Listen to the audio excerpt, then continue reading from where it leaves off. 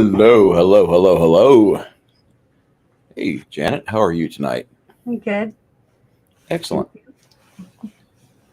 We've watched the movie The Explorers, and this is episode 60 of A Girl, a Guy, and a Movie. This was a special fan request from our friend Flady1, and he would normally be here tonight issuing commentary on this as well. I cannot say how much I'm a little saddened by the fact that he has gotten an illness. If he shows up in the chat, it will be impressive. But he said he is waxing off to bed. He's going away. He needs sleep. He's got a small fever. I hope he feels better soon. Yeah, no doubt. Well, in his stead, we do have some other members that have made their way into the chat. And would like to say also we are dual streaming on our Rumble affiliate. Our friend Six Nation 31 Kings follows Janet into the auditorium first. The crafting gamer grabs some popcorn and slides into his seat. Then Six Nation 31 Kings says back in the 80s, the ride spacecraft is based on, it was called the Tilt-A-Whirl back home, and then it got changed to the Riptide by the 1990s. I always thought it would be cool to see a popular attraction get kit bashed into a space vehicle, and it hits those notes of, wouldn't it be cool to build a rocket ship as a little kid? I think we all want that. We all wanted that. We drank Tang. We wanted to be astronauts. I still drink Tang. I used to drink Tang. I still do. Do they still sell it? Yeah, they still sell it. Oh, I'll have to look. Six Nations, hope you're doing well, bud. Keep everybody in your prayers in the malaria-affected areas where Bill Gates is testing his robotic mosquitoes. Mm-hmm. This sounds more and more like a G.I. Joe Synthoid Conspiracy 2023 episode than what I should be talking about in real life. I know every day sounds like we're in some type of bad movie in real life. But we're in reality. Well wishes for Flady. Crafting Gamer says, I don't need popcorn. For me, it's chocolate-coated coffee beans. Sounds delicious. Those sound good. As I suckle on some coffee beans right now, I've got a lipper of coffee beans. I guess that's a thing. Hungar, the Starvarian, is in chat. I wonder if he's still selling his t-shirts. He's got some awesome t-shirts. I have to show us some of the new styles.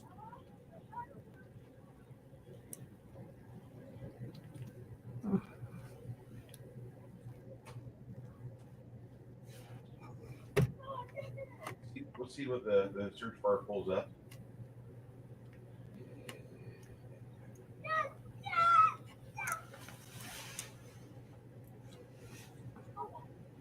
They're still for sale. Got more coming out. Good.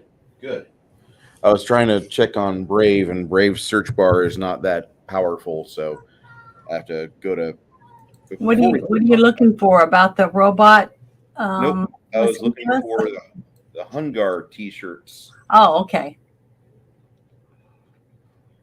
Before we start talking about this movie from 1985, directed by Joe Dante, starring River Phoenix and Ethan Hawke, both in their first feature film, I might also add. Mm-hmm. Want to get a friend's materials put in here. Hungar the Starvator.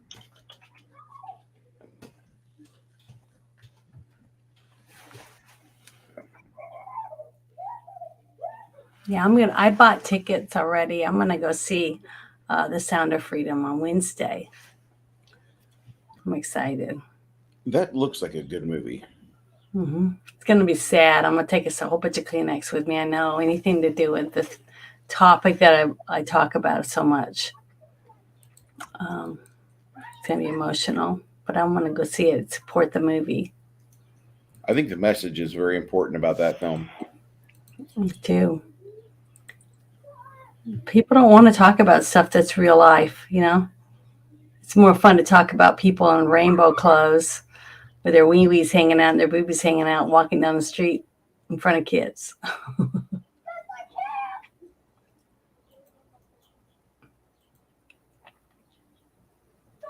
All right, the link is in the chat. Both Hungar and I both stumbled upon it. And Yay. just so you, one of our friends, this is a guy that he's got some things going on, and I really support his mindset. He's I wouldn't say he's quote unquote got a message or anything, but I mean he's got some amazing shirt designs. You can have this right here, the Hungar Fro, which is from his high school photo. It's great.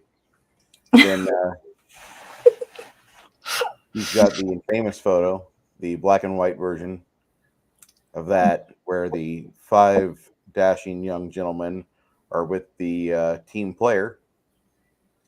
Then he has the, oh God, this sounds terrible, the colorized version, where Hungar is there. You can plainly see it's Hungar's face. Not a good place to be, but it's funny, and that's why we got it. I absolutely love this shirt right here. And whenever you buy a shirt from these, you get all these options for Hungar t-shirts. What color do you want? And I would. I like that black one, but does he have some with long sleeves? You know, the baseball tees. He has V-necks. He has premium tees, heavyweight t-shirts, Echo t-shirts. You may want to ask him. Oh. He has a coffee mug. Yeah, nice. This is awesome. It looks like an 8-ounce mug. Nothing wrong with 8 ounces. It's just that sometimes you need like a grown-up drink. And he has a classic hoodie, which I could see this on Janet. I like the gray one too. It's nice. Yeah, there's a certain color we need this in, and that would be magenta. All of my friends know what I'm talking about.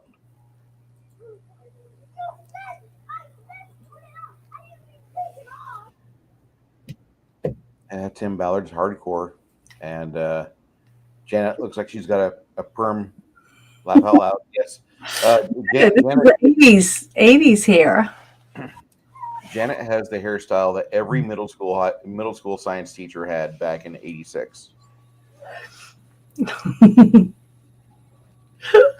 Yeah, I was trying to dress like the like a 80s soccer mom type character, since I couldn't be a 12-year-old kid or a 13-year-old girl.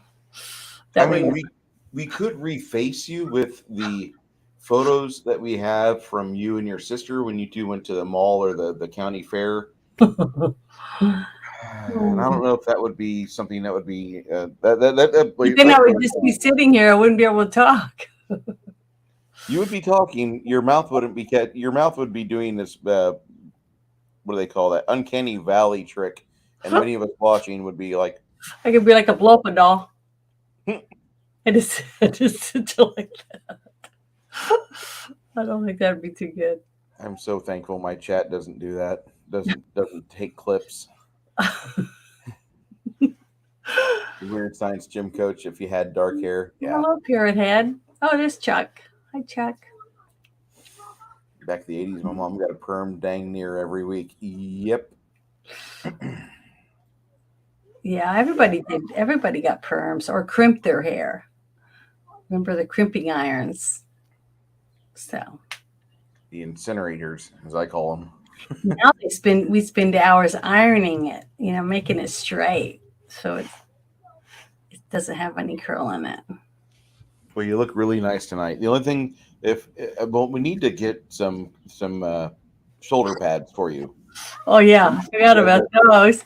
I can go get some socks or something and put them in there. Because that's the only thing you're missing. Like Dynasty, everybody had those, big shoulders. Yeah. Huge shoulder pads. Please speak into the valley. Derek. I could have done a Bo Derek hairstyle. I don't know if I have a wig like that. Big Chuck, how you doing tonight, sir? Everybody that's in chat, Rumble included, appreciate you being here tonight. And we were given this mission to discuss this movie with Flady one, and Flady being not here tonight, we're still, he wants us to go with the show. So, Janet, have you ever seen this movie before?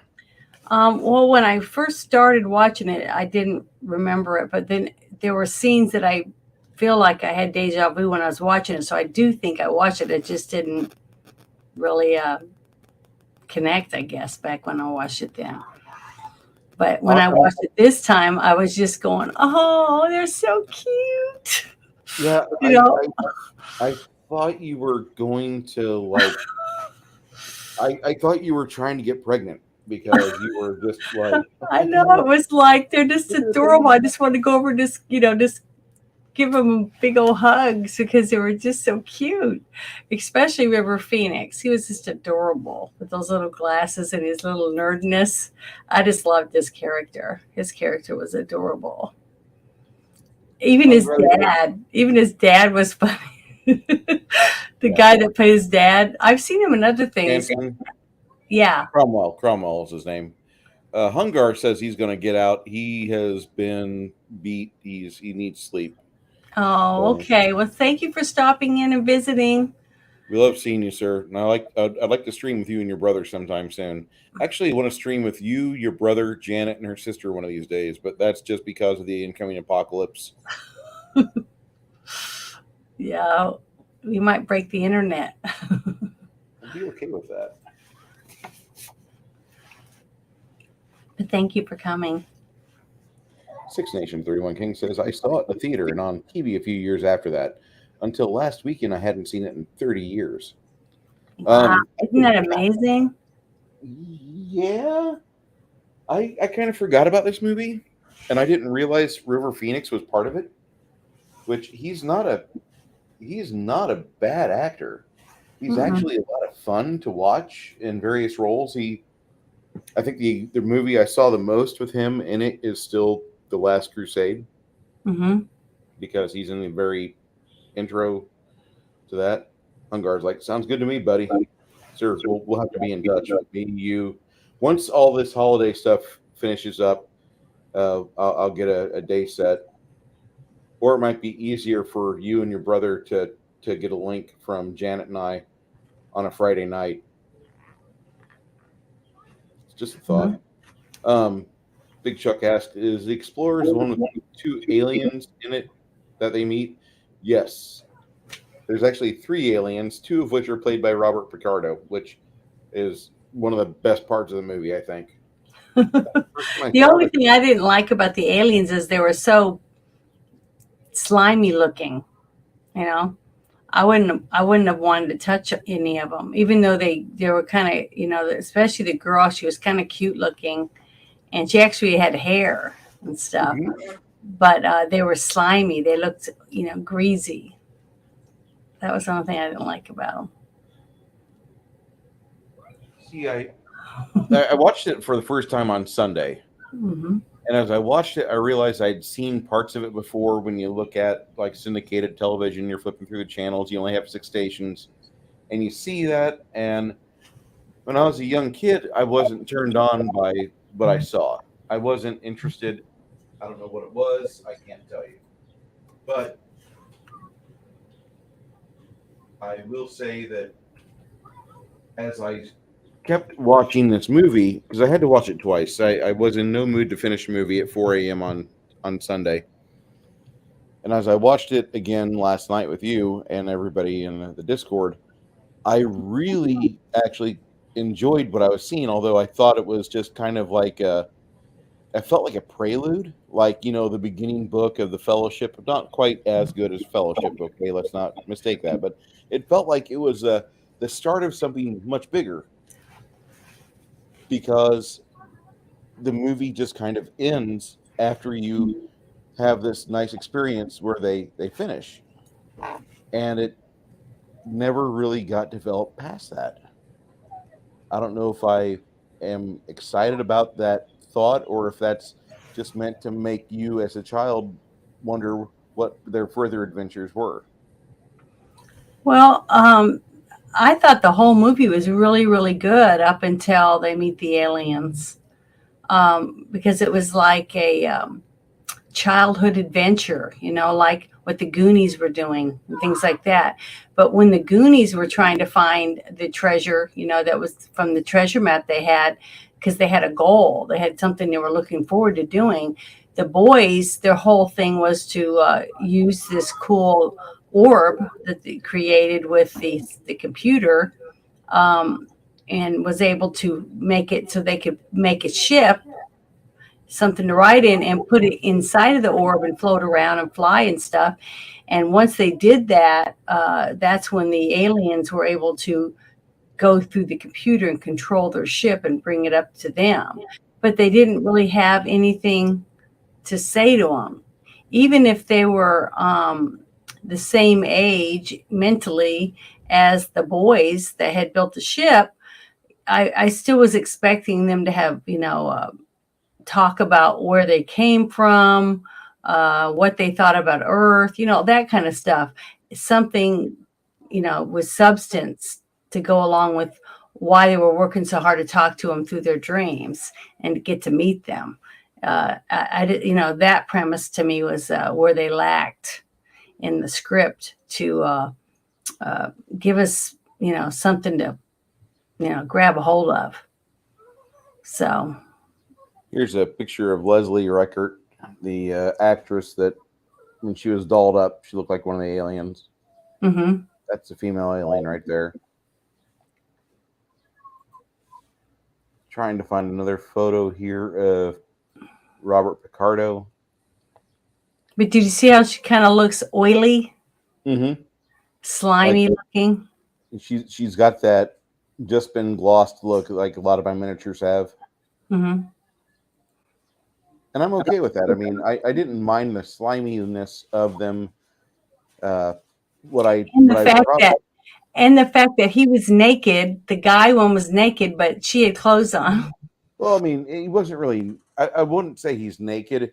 His pene was withdrawn. It was he wasn't showing his absolute No, I'm male not saying knowledge. he wasn't showing anything hanging out or anything like what we would look like, but the fact that he didn't have a shirt on or pants or anything like the girl did. Yeah, See, I thought that was kind of stupid, in a way, because why is she wearing clothes and him not? I mean, it just took away from the reality of what the boys were seeing, even though I know they weren't real. I mean, it's just that all the work they went through to get the aliens to do all this stuff to give it some kind of realism about kids playing with their dad's car, sneaking mm-hmm. out, smoking, doing all the things they're not supposed to do as a teenager or a young kid about to hit puberty, that type of stuff, the mischievous child. And that's what they were basically when we figured that out. But I was just let down a little bit when it came to the aliens. But going up to that part with the boys, the things they talked about, like the one boy that didn't really want to go home because his dad was, not too easy to live with or whatever.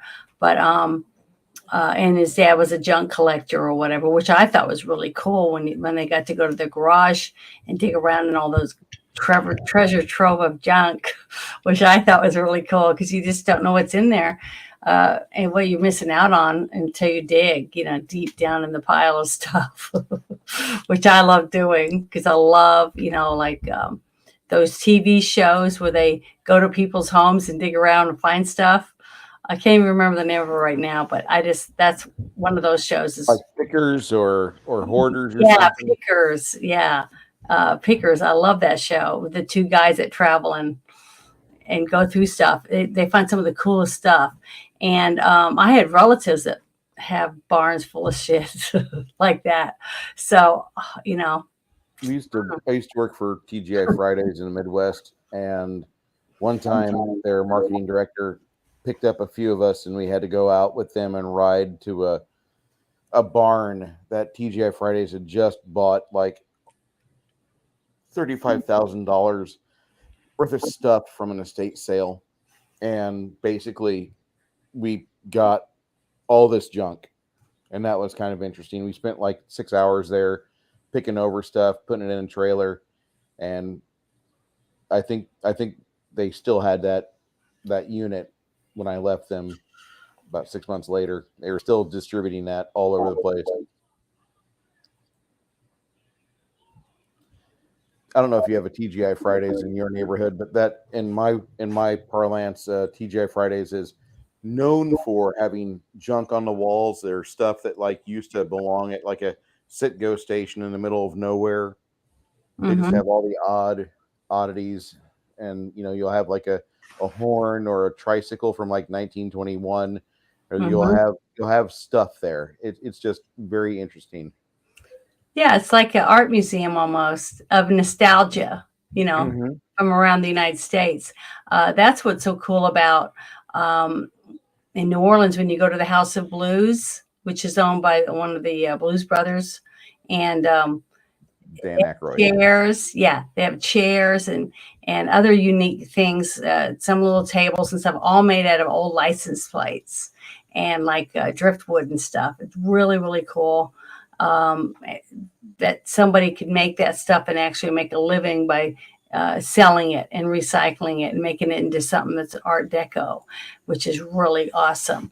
And I kind of got that vibe. That was one of the things I really loved was seeing the boys take old junk and use their imagination and their snuck tools that they took from their parents and create something cool to go inside of the bubble so they'd have something to sit in and ride around and figure out how to have air and snacks and whatever else because they don't know how long they're going to be in there. They were very reckless, but that's I thought that they did real well. The director did really well at portraying. Uh, children's imaginations, and the only one that was really smart was kind of like the nerd one, which was River Phoenix's character, and he was so cute when he was sitting there talking to the girl alien, and she was kind of cooing over him because she thought he was so cute and taking her little suction cup finger and poking him with it and stuff. And then he was like leaning over, kind of acting like a man, where you get some older men, a groaner. I can't believe I said that. But older men's poses, for way past his age, Yes. whatever age he was supposed to be, 12, I guess, or 13. And it was just so cute. I just thought they were adorable. I mean, just like I felt when I watched Christy McNichol in the movie that The Night the Lights Went Out in Georgia, to give you that nostalgia of what it was young to be young and fall in love or be adventurous and see the world with awe. That I just everyone I guess I would just if I had the smarts that I have now and could go back and be 13 again, I might do it if I was allowed to take my knowledge with me so I wouldn't make the same stupid mistakes. But I just thought it just warmed my heart. I mean, the whole time I felt like my hormones were just going in overdrive because I'm like, they're so cute. Because it's just like when you see a baby somewhere, you want to go over and hold it, but you can't because the parents are going to go, some freak wants to hold our kid because you're oohing and on over, babies and stuff. So I don't know. It was just, I just thought they were adorable. Okay, guys, if you ever see Janet at a convention and you have a newborn child, she will take a photo with that little baby. For sure. But it has to be a real baby. Yeah, it has to be a real baby. Can't be a fake baby. Don't It be can't don't be a be Gator. doll. No Well, maybe if Mattel. it's a good collectible. No Mattel. No Fisher Price. Thank you. Um, this it was an interesting film Mhm.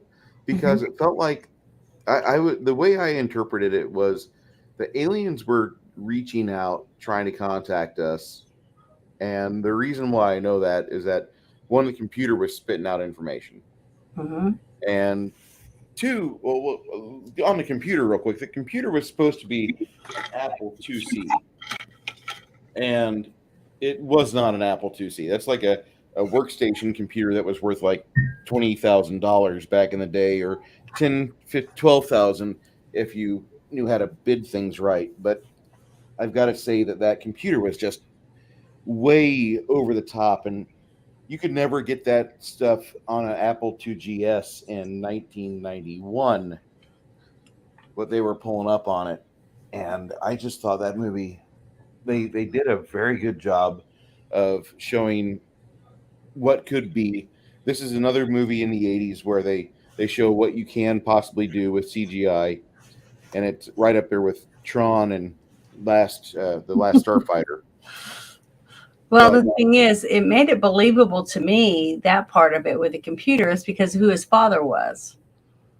And his father was asking him about different things and whether he was using his stuff. And he was like, no, it was just some stuff laying around. Remember when he came down there and he was looking for the bug bombs or something.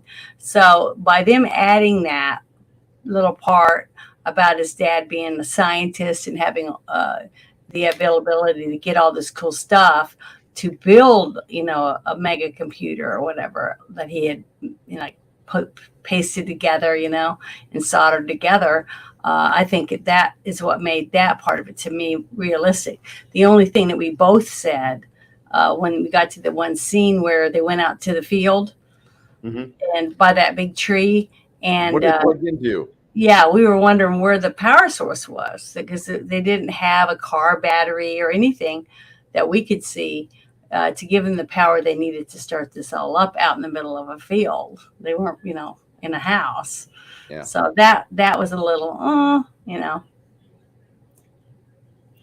won't get too upset. The computer work was done fairly well. I just feel like the movie was trying to tell us that the aliens were sending messages to everybody, because the sheriff, played by the wonderful late Dick Miller, and you may remember him as the gun store owner in Terminator 1, or one of the parents, I believe, in Gremlins 1, which also happens in Kingston Falls, which is where this movie is supposed to take place. Joe Dante, the Joe Dante verse, as some people call it. Joe Dante was the director of both movies. You have these little snippets where you catch that the Gremlins just happened last year. We're still not certain what happened with the riot. That's on the newspaper. But then Dick Miller says, I haven't had a dream like that since I was a kid, and now I'm having them again. So I was wondering if other people in the town were having that shared experience thanks to the aliens. What were they doing to everybody to make this happen? And it was kind of cool to see the River Phoenix character, which I'm blanking on his name right now. I think it was Wolfgang. He was completely into whatever they were doing, because he knew that he could show them that it would be possible through science. The part that I thought was interesting the second time around was the bubble that they sent through the bookshelf. And all the books have a little bubble that's been blown out. And then with all the cats started kind of moving around, I thought, oh, great, we're going to see a cat get killed on TV, just like in that wonderful movie, The Boondock Saints, which that did not happen. It's only a PG movie. But if you want to see a cat get killed, watch Boondock Saints. But yeah, the CGI that Six Nations 31 Kings is talking about, the CGI in this movie was really good, because they were trying to show the kids how to build a circuit board and what to do with their gift. And I kind of like that. And then, of course, you have everybody having their dreams later on. And so they invite the hot chick, which was played by Amanda Miller, I believe. Yep. She was in the movie Can't Buy Me Love with Patrick Dempsey, which you may remember Patrick Dempsey from Dark Side of the Moon with Transformers 3. I don't recommend you watch that. There's other ways to watch it that are funner, that are more fun. This young lady plays, quote unquote, the romantic love interest in the movie, but it's not really love interest. It's more like he admires her from afar. And at the very end of the movie, he actually has the wherewithal, the bravery to actually kind of make contact with her. Not in a dirty way. These are middle schoolers. Okay. Get that out of the way. Yeah, I thought that was the whole thing was very family oriented, basically. But the movie to me was focused more on the kids than it was for grown-ups to find enjoyment in it. Yep. Um, the way I could see it, it was almost like if you were 14 and under, you'd probably really enjoy this movie. Down to maybe 7, 14 to 7. To me, they limited it a lot. They narrated it instead of it was rated PG, but it was more for kids. You know what I mean? I had a hard time understanding why it was rated PG when it came out because to me, it didn't have anything in it besides the kiss. There was only one kiss, and it wasn't even a naughty kiss. It was more of a peck, like I don't know. It just to me, it wasn't. I didn't see anything that was, you know, you know, dirty. You know what I mean? Out of it, I thought it was very clean compared to what you see today in anything. But maybe it was because of the uh, the aliens and the fear that someone might have. Oh, or maybe some of the flashes that you saw on the TVs about war, people shooting each other, people yelling and stuff like that. Maybe They, it's something with that may they give it. made certain to show us that the kid was a big fan of 50s sci-fi. Hmm. And one of the best examples of 50s sci-fi was actually shown behind what what that guy. He's playing all the clips from the movies when he's trying to Uh-huh. make a point, and he shows what was the robot's name and the day the Earth stood still.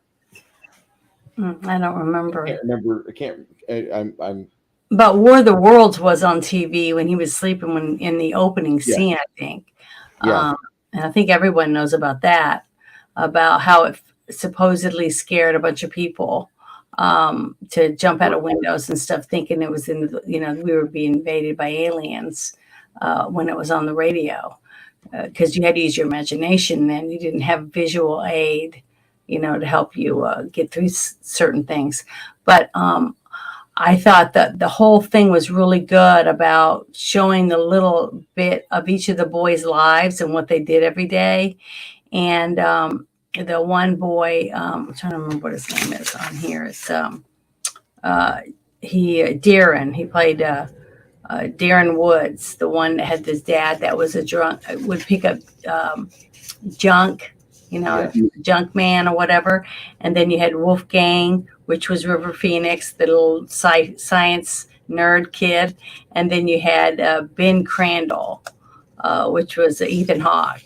So, and he was just I guess a normal kid because you see him getting beat up at school, and then you see Darren who helps him by actually, you know, punching the bully a few times because he seemed like he had a little more muscle or whatever than Ethan Hawke's character because he was very scrawny, and he had a bloody nose and stuff.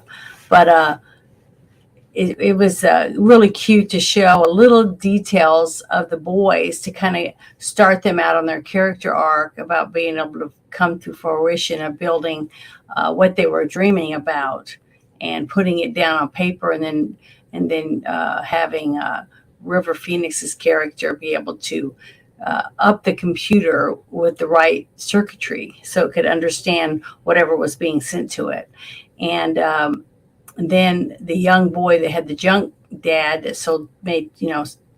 took junk everywhere or whatever, he was able to get them the parts they needed to build what they needed to be inside of the orb or whatever, and be able to fly around in comfort and be able to have the mask they needed to be able to breathe oxygen and stuff that while they were in there. That whole scene though, when they took off and the helicopter came, I really thought that was really good the way they did it with the CGI, because you see it lifting up off the ground, the little car that looked like it came from a carnival ride, right? Coming Yeah. up, and you see the boys and stuff in there, but I didn't see the bubble around it because it was more prominent when they were just in the bubble and they weren't in a seat.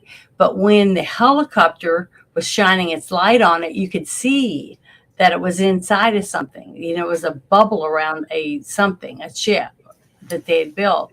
And I just thought it was really cool. I mean, the way that they were able to do that, and then having it zipping around, and the way it flew up just a little bit above the ground, and then was able to go higher and higher. I thought that was I thought it was really cute. I thought they did a really good job at making it look like, considering how old the movie is. I was really surprised how well they did for the special effects. I thought the special effects were fantastic in this movie. Crafting Gamer tells me that, have you seen a newish Brothers Grimm movie? A kitten literally goes to splat like a chunky salsa. One of the main bad guys eats a piece of it. I haven't seen that. Wolfgang reminds me of a kid named Yan in high school. He always had a rucksack full of hard drives and PC parts. His parents were literal scientists, and the guy's probably designing rockets right now. Definitely. I mean, if you think about it, I mean, Elon, someone like Elon who was able to get his hands on the right things, was always able to come up with something.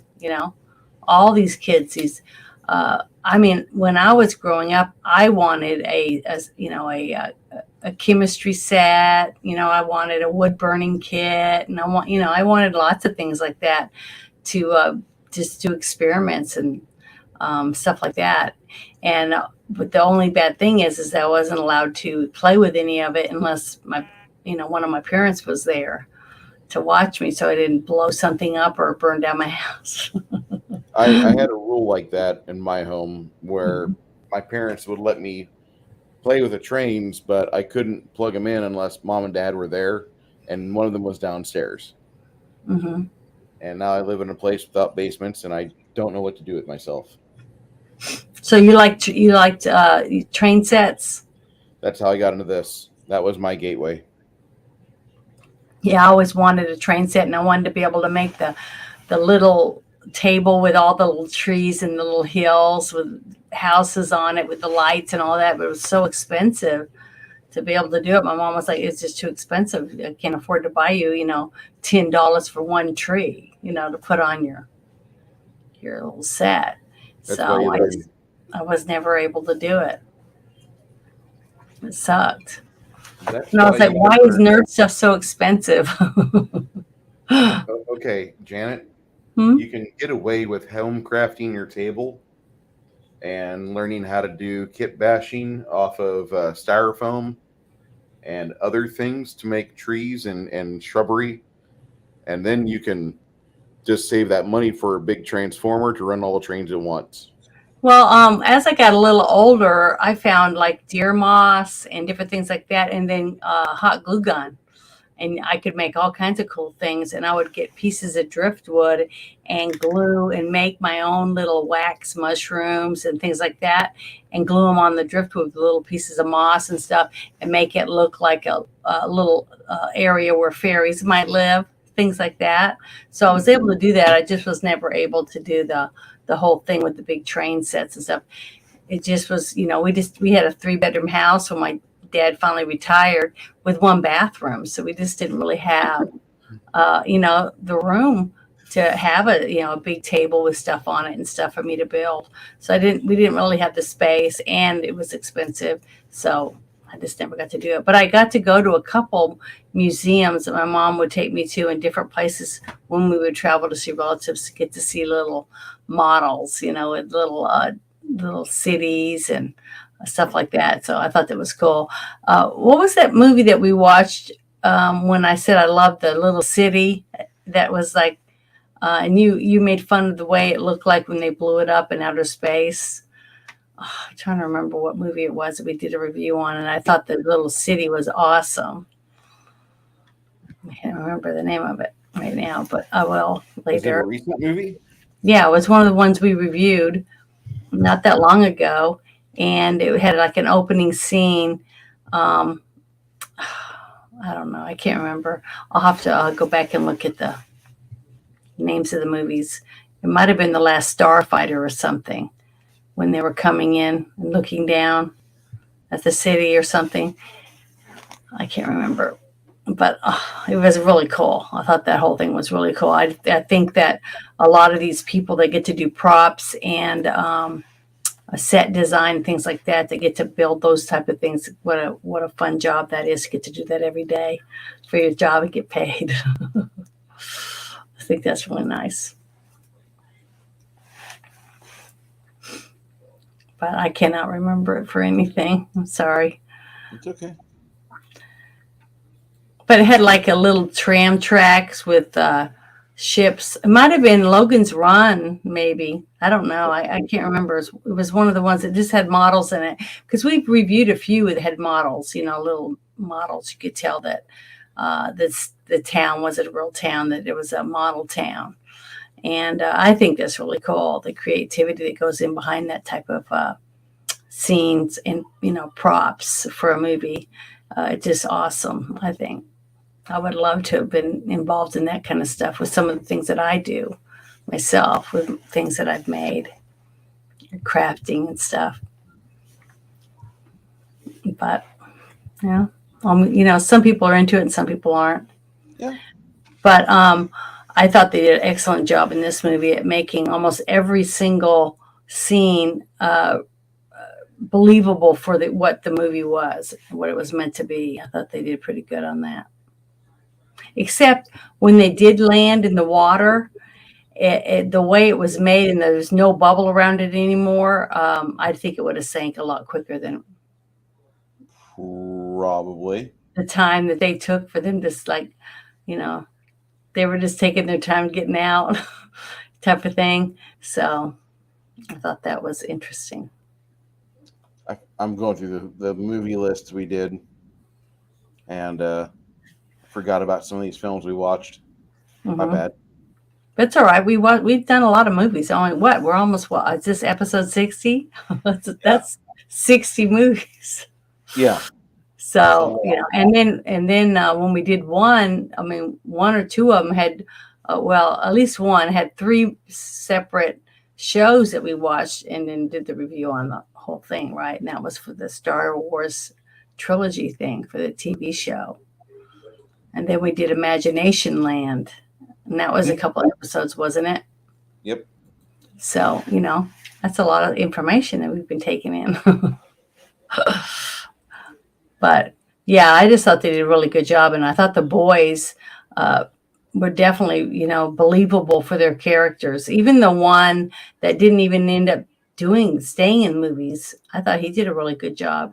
Yeah, he actually played a pretty good character. Yeah, he did really good, believable. I was very impressed with the child actors in this movie. They all seem to portray themselves as competent little kids that they weren't trying to act above their age. They weren't trying to lie to you like I'm really a 21-year-old or they weren't pulling some facts of life reverse BS, but they did a very good job of showing you how these kids were able to function as kids, but they were still making the decisions they were making. Yeah. Did you were you able to find out exactly how old they were when they were making the movie? Because 14. Oh, they were? Because to me, I guess they could have been 14, but they seemed like maybe 12 or 13. So that they were really close, but they definitely were believable to me to be the young age that they were supposed to be in the movie. I thought they were just so cute. Young nerds in their prime, before they became men, I just thought they were just sweethearts. But they sure change when they grow up. At least these actors did. And it was kind of sad thinking about River Phoenix, knowing, getting to watch him in the age of wonder, to look at the world with wonder and know that not long after that by the age of 29, he'd be a drug addict and die from an overdose. It was kind of sad to think about. Everything he lost in his life. it was just, it's a very emotional for me to think about it that way. I hate that I do think of things like that. I guess it's because I'm, a mom and everything now. So when I see that and know their future, it's just really hard for me not to focus on that, even though I don't want to. And to see such potential in there, and to know their future is just bleak because they hung with the wrong people, or they didn't have good supervision by their parents, or I don't know. It's just sad to me. Hi, Bone. Haven't seen Bone in a while. Hey, Bone. How you doing, sir? Welcome. But that whole scenario just, I'm not trying to bring down the show or anything, but it's just sad. And then also the young woman that played the love interest, she also died, didn't she? Amanda Peterson did die. Mhm. So it's just sad to think about it. Um, I mean, we're also reviewing and recollecting over a movie that was filmed in '85, so that's at least 35 years old. Mm-hmm. We don't need to be getting weepy about that because we can, but it's just this movie is an ancient film, and so it's not going to be unusual for half of the cast to be in the ground already. And Mm-hmm. I that really kicked me in the ding ding when I watched the Blues Brothers with you. That was like the hard one because like half the band is dead. Mm-hmm. It's not just John anymore. It's like half of the musicians for that show are now gone. And that made me kind Wow. of realize just how old I am. And I don't want to know. I don't want to focus on that. Well, yeah, the boys made me feel very old, Shouldn't. motherly for them. Shouldn't. Ethan And Hawke is a little older than me. so I just, it was very, it was a good movie though. I enjoyed the movie. It made me geek out a little bit thinking about, how cool it would have been to been able to do something like the boys did, and to not so much to meet the aliens, but just the fact that they created that orb and were able to get in it and fly around, and to be able to be the first in the world to do something like that.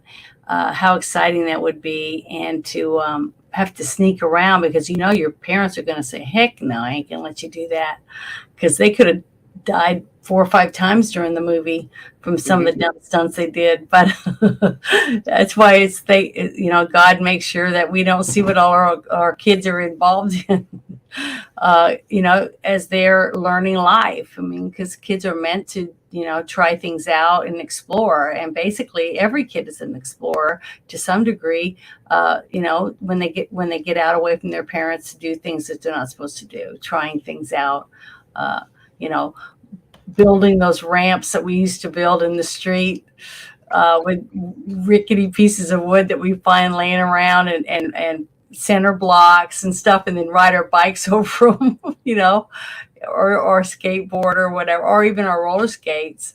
The dumb stuff that we did, or jumping off a 2-story house with an umbrella, thinking that we could float down like Mary Poppins. I mean, I don't know why we do it, but every kid does something like that. We just don't understand that we don't have, that life can't end. We all think we're invincible for some reason. And I really wish in a way that we were still like that, even though we're getting older, because we start thinking about, wow, maybe I only have 40 years left in my life. What am I going to do with these next 40 years? That's all I have, and you want to live. I try to live that way anyways. I try to get as much as I can out of every single day. And I hate to go to bed and close my eyes because I know that as soon as I go to sleep, the day's over, and that's one day off of my calendar that I have left to explore what's going on and learn something new every day. And I think more people would enjoy their life if they try to just look at life like that and try to get as much out of every single day as they can. By reading or listening to wonderful music or watching movies or hanging with really cool people. I don't know. That's why I love these movies, that the nostalgic ones that take you back and let you be a kid for just a little bit of time. I think it's good for you. I think it's good for your imagination, to use your imagination. I don't care how old you are, to keep using it. I think Sick Nation 31 Kings says something that gets my juices going. He's like, I got my first concussion from a plywood and milk crate ramp for my BMX bike. yeah. Ah, the memories. I didn't have a BMX bike. My dad, we weren't like the richest family out there. My dad would put things towards the things he liked, and then like whatever would happen with the rest of the stuff. So I got a banana seat bike. And those of you that are recognizing what this does to your masculinity when you're a young kid will realize the damage has been done. But no, it actually was a really good bike. It was fairly comfortable. But I jumped. We had a ramp in front of my house, and I decided that I would jump this sidewalk ramp, and I jumped it, and I watched my bike go off to the right, and I stayed on my current trajectory, and I smashed down on my chin to meet the sidewalk, and it was no bueno. I did not like it. Would not repeat. 0 out of 10. Sprained my arm, got stitches, and went back to school the next day. It was not cool. I would not recommend that. I mean, you're going to get cuts and scrapes on you as a kid anyway, but that I could have done that one better. Yeah, my first bike wreck it wasn't even my bike. It was on Air Force Base, and we had built a couple of different ramps, different heights and different lengths, trying to, like to see what kind of evil Knievel stuff we could do, And some kid had a big wheel, and I was bigger than some of the kids that were riding the big wheels. But I took it from him, and I was riding it as fast as I could. And I thought, well, I'm going to jump this jump. And it just went straight down, face first into the concrete. So it didn't work out too good. But, I tried. I had scrapes and stuff all the time, my elbows and my knees, the tops of my feet, because I wasn't smart enough to make sure I wore tennis shoes when I was doing a lot of it. But we all need bumps and bruises to evolve as a human being, I think. I think that might be part of our problem today is so many kids stayed at home and played video games instead of climbing trees and taking a card, a deck of cards, sneaking it out of your house and then hooking them on your bicycle with clothespins, stuff like that, and making it sound cool when you're riding down the road. All these things, playing with yard darts, lawn darts, and just fun stuff, croquet and badminton. And I'm trying to think of all the other cool stuff that we had when we were kids outside. I used to take the little army men, and we'd set them all around, and we'd throw like M80s, whatever those little really badass, firecrackers you could get, because you could go buy them, after the 4th, the next day they'd be selling them, and you can get a whole bag full of them, for a few dollars. And we could have blew our hands off, but we were not smart enough to understand that. But we knew they were dangerous. It was still fun, though. Six Nation says he had alloy rims on his bike. A few months later, it got stolen, so he got a grainy seat 18-speed bike with fenders after that. It killed him socially for weeks on end until the rainy season. Parents were so pissed off. And he worked his ass off to make up for that mistake. Mm-hmm. Yeah. It wasn't my first, says Crafting Gamer, but my best wipeout was in my grandparents' rock quarry, going down a pile of gravel, bike getting stuck in a gravel, going head over the handlebars straight into the gravel pile. Yeah, Sandy and I went bike riding, and there was a bunch of hills that why do we never think about going back? When you go down these big hills and stuff, that you got to go back up to get back home or whatever. Think about that.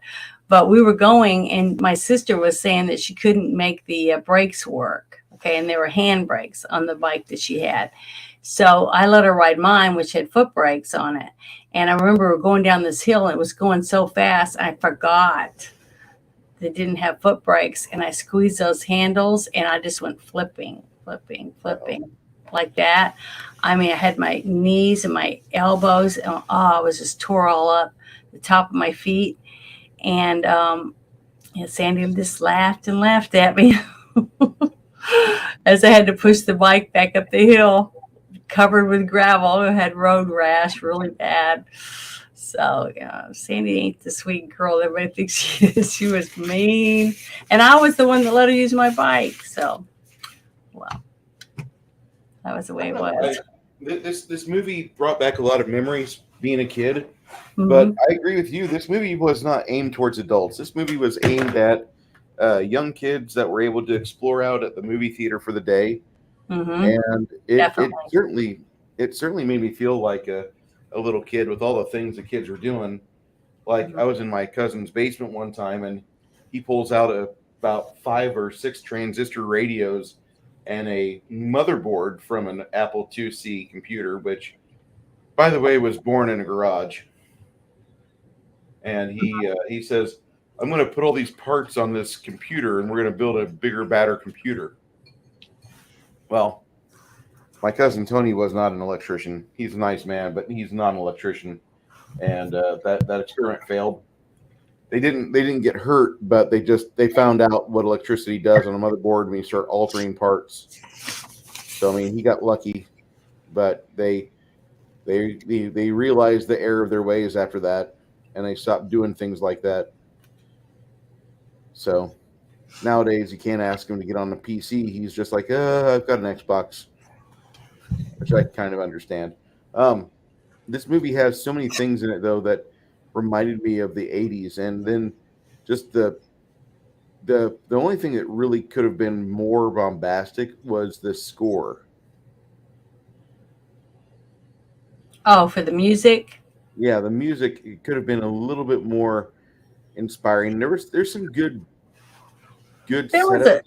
I liked a little bit of the music, but the scenes I thought were what took the movie the farthest for me. I mean, I had so many flashbacks, like the scene I told you about when we were watching it, when they got up on that hill by that big tree and they're playing on it, and the camera panned over to where River Phoenix was walking around before they made the ball around him, and then you could see over into the valley, and you could see the way the houses were all set up, and immediately I saw Poltergeist when they were over this town, and he was looking around saying, we could build right here could be your master bedroom, and you could look at this, blah blah blah. And I was like, then I started thinking, wow, was this filmed around the same time, and is it in the same area that they filmed that? Because that's the scene that popped in my head when we got to see that one scene. And I had that a few times when different scenes happened. It reminded me of other movies from that time. And so it made me very nostalgic with that. But the scenes definitely made me reminisce about different things from when I was younger. So, which is great. I mean, because, we all need some type of escapism. And if you escape into movies and they make you reminisce and give you good feelings, then, that's great, I think. This was a pretty fun movie. I didn't realize how much seeing River Phoenix as a kid would affect me in this film. I was very surprised. I was very surprised to see that, and contrasting him from River Phoenix in 1989 from the Indiana Jones and the Last Crusade. Mm-hmm. He really looks a little bit more grown up in that film, although he will always be perpetually young. He's always going to be, because he's gone now. And same thing with Amanda Peterson. She had a early start to a great career. Leonard Maltin, the film critic, wrote about her and said, in a perfect world, she would have, all the opportunities you could ever want, because she was such a pretty young girl. And then that would have developed into something different than what she experienced, which that was drugs. Yeah. And it made it really sad that she passed the way she did just 8 years ago, because of various concoction. They Uh-huh. might actually say what it is in the Wikipedia, but it wasn't important enough for me to remember. It's just, she died of drugs. Yep. Sorry to say that. Um, I I like this film. I'm not going to say it's the world's best movie ever, but I'm going to definitely say that if I've got young kids around, uh, the boys are watching this. Yeah, I think if you have a child in your life that that's about, I'd say at least 9, maybe 14, I guess. They probably would like this movie. I think it's directed right at them. I think this whole movie was made just for kids between that age group. Um, and I think it did a good job at showing you what it was like for a kid if they had the imagination of wanting to be something and do something like that. Almost like that one movie that you said is one of your favorites that had Robert Preston in it, and he was recruiting the last starfighter. Yep, Centauri. So it's had that same type of The same type of feel. yeah, the same kind of uh, seeing a young person wanting to explore and do something more with their life. They just didn't know what, but they wanted it to be fun. You know what I mean? In a childlike way of looking at the way of seeing it, not as a grown up. I think I really, like the Bridge to Terabithia. There's lots of really good movies out there for this type of story that pulls you in as a child and let you see the world through the child's eyes. But even the scene where Ethan Hawke is saying, "This is it," that he started realizing that something wasn't right because these aliens weren't talking to them about, hey, you're ruining your planet. You guys need to start doing this if you want to be able to survive, or something, an adult conversation that he was thinking about, even though he was a child, he was still thinking about that how important it is to see another life form on our planet, or not on their planet, but they were speaking to another life form from somewhere else. They didn't even find out where they were from or get any really good information. That was one of the things that I thought was kind of bizarre about it. But the fact that Ethan Hawke's character was able to think about that as a kid that was 13 years old, supposedly. And they laughed and stuff at the childlike qualities of the aliens that they were, associating with. And even River Phoenix's character is kind of like getting into the fact that this alien girl thinks he's attractive and he mussing his hair and saying, maybe we could go to Paris, things like that. I just thought it was really cute. And the dad got mad when the dad alien, when he came in there and he's yelling at him. And then you had the one boy whose dad was always griping and complaining about things that he wasn't good enough. He need to do more and things like that to the one boy. And so when the other guy came in and the dad came in and was griping at him, he realized that's who it is. It wasn't some other big alien. It was their dad griping at them for doing bad things and running off and not telling them where he went and things like that. So even though they were from two different galaxies or two different species or whatever, they were still the same. They had a lot of qualities that coexisted. And the fact that because they had been watching all these TV shows for a very long time, and that was their way of viewing humans, they were able to communicate using the words they had learned from watching TV, and which I told you at that time reminded me of the movie that I wanted us to review with Sigourney Weaver. And I'm trying to remember the name of it again. Galaxy Quest. Yeah. So that whole premise of the aliens contacting the humans, thinking that because they'd seen all these TV shows that had like Star Trek and stuff on it, that they thought these were they were big warriors and that we had all these cool weapons and stuff on these ships and we'd be able to get rid of the bad guys for them. So it was basically kind of that premise, but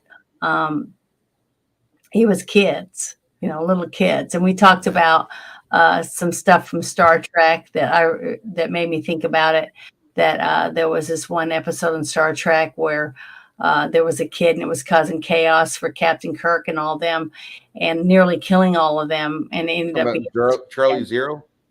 Yeah. So I'm just saying. So there was a lot of little things in there that made me think about. But I'm a grown up, so the things that popped in my head were a little different than if a child that was 13 or 10 or 11, in that age range, watched this movie. They wouldn't be thinking about that. They would be thinking of the awe of how cool it would be to be able to build something like they built, fly around and maybe get to meet aliens. So I'm going to take you back. They would be able to look at it in a totally different way as a grown-up watching it with their kids. So I enjoyed it. I thought it was very enjoyable. I had ups and downs through the whole movie because of when I realized who the characters were, the actors they were, and stuff like that. I'm trying to see it. All right. Is this your yearbook? This is junior year. No, sophomore year of high school. Is that you? 15 to 16 years old. Wow. Let me see if I get a better photo.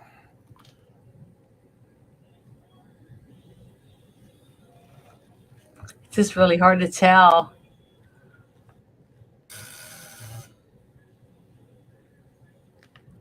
Yeah, it does look like you.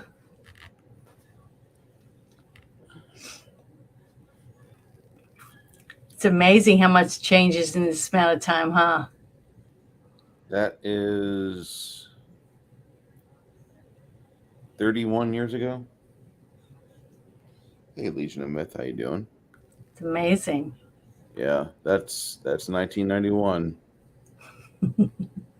Not my best look. I'll just say that. What's funny is you think about it, and you graduate from high school, and when you're 18 years old, a year after you graduate or whatever, and you can join the military and go fight at war, and it's just amazing.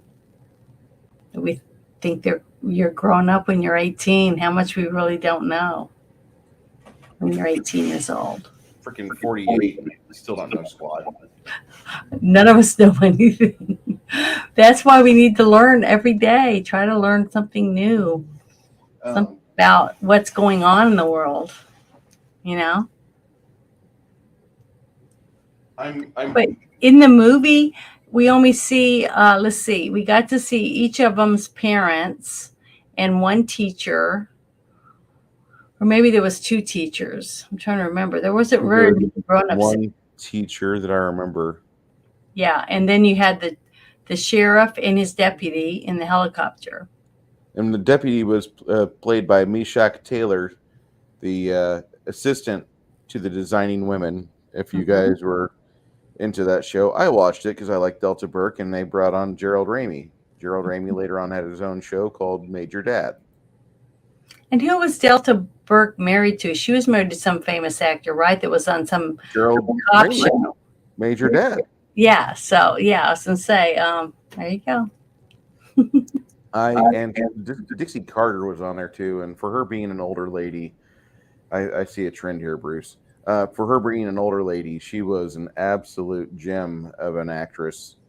I think she's gone now, sadly, but yeah, that entire show was just babes. And I know there's people like, you like Ann Potts? Of course. She was a petite little firecracker. What, no liquid sky? Yeah. Howdy. He's lurking for a little bit. But yeah, I think they did a great job. And who was the director of this movie? Joe Dante. Joe Dante. Man behind Gremlins. This is an actual kids movie that Joe Dante did, and he delivered a kids movie. It's Mhm. a good film. This came out right about the same time as Back to the Future, and like a year after Poltergeist. Yeah, I definitely got poltergeist vibes from some of the scenes. Not that it was with ghosts or anything like that. Just some of the when you look through the camera, the scene, when you make that little square and you just look in that, that's what kept popping in my head in a couple of little scenes, especially the one overlooking the hill. I was like, oh my gosh, that looks like a scene right out of Poltergeist, you know. So I don't know. I just thought it was interesting, but I thought the movie was very well done. I thought that it looked like everyone that worked on this movie knew what they were doing, and they did a good job doing it. Even the casting director picking the three boys to be the main actors in the movie. I just thought it was really well made, very well made. You're right though about the score, because you know what, I don't really remember the music that much at all. It didn't really impact me. When you are hearing it, you're thinking this takes me back to John Williams' major era, the '80s. Hmm. It's not John Williams as much as I thought it was. But the opening scene where you see Ethan Hawke laying in bed sleeping and the TV's on and the black and white, and it's the War of the Worlds, the sound effects made me think of that game, Space Invaders. So it popped in my head, the sound effects from it. And that's kind of funny because whenever they watch the movie at the drive-in with another Robert Picardo is Uh-huh. playing Starkiller, a throwback, mind you, to Lucasfilm. Lucasfilm was going to call Luke Skywalker Luke Starkiller, Hmm. but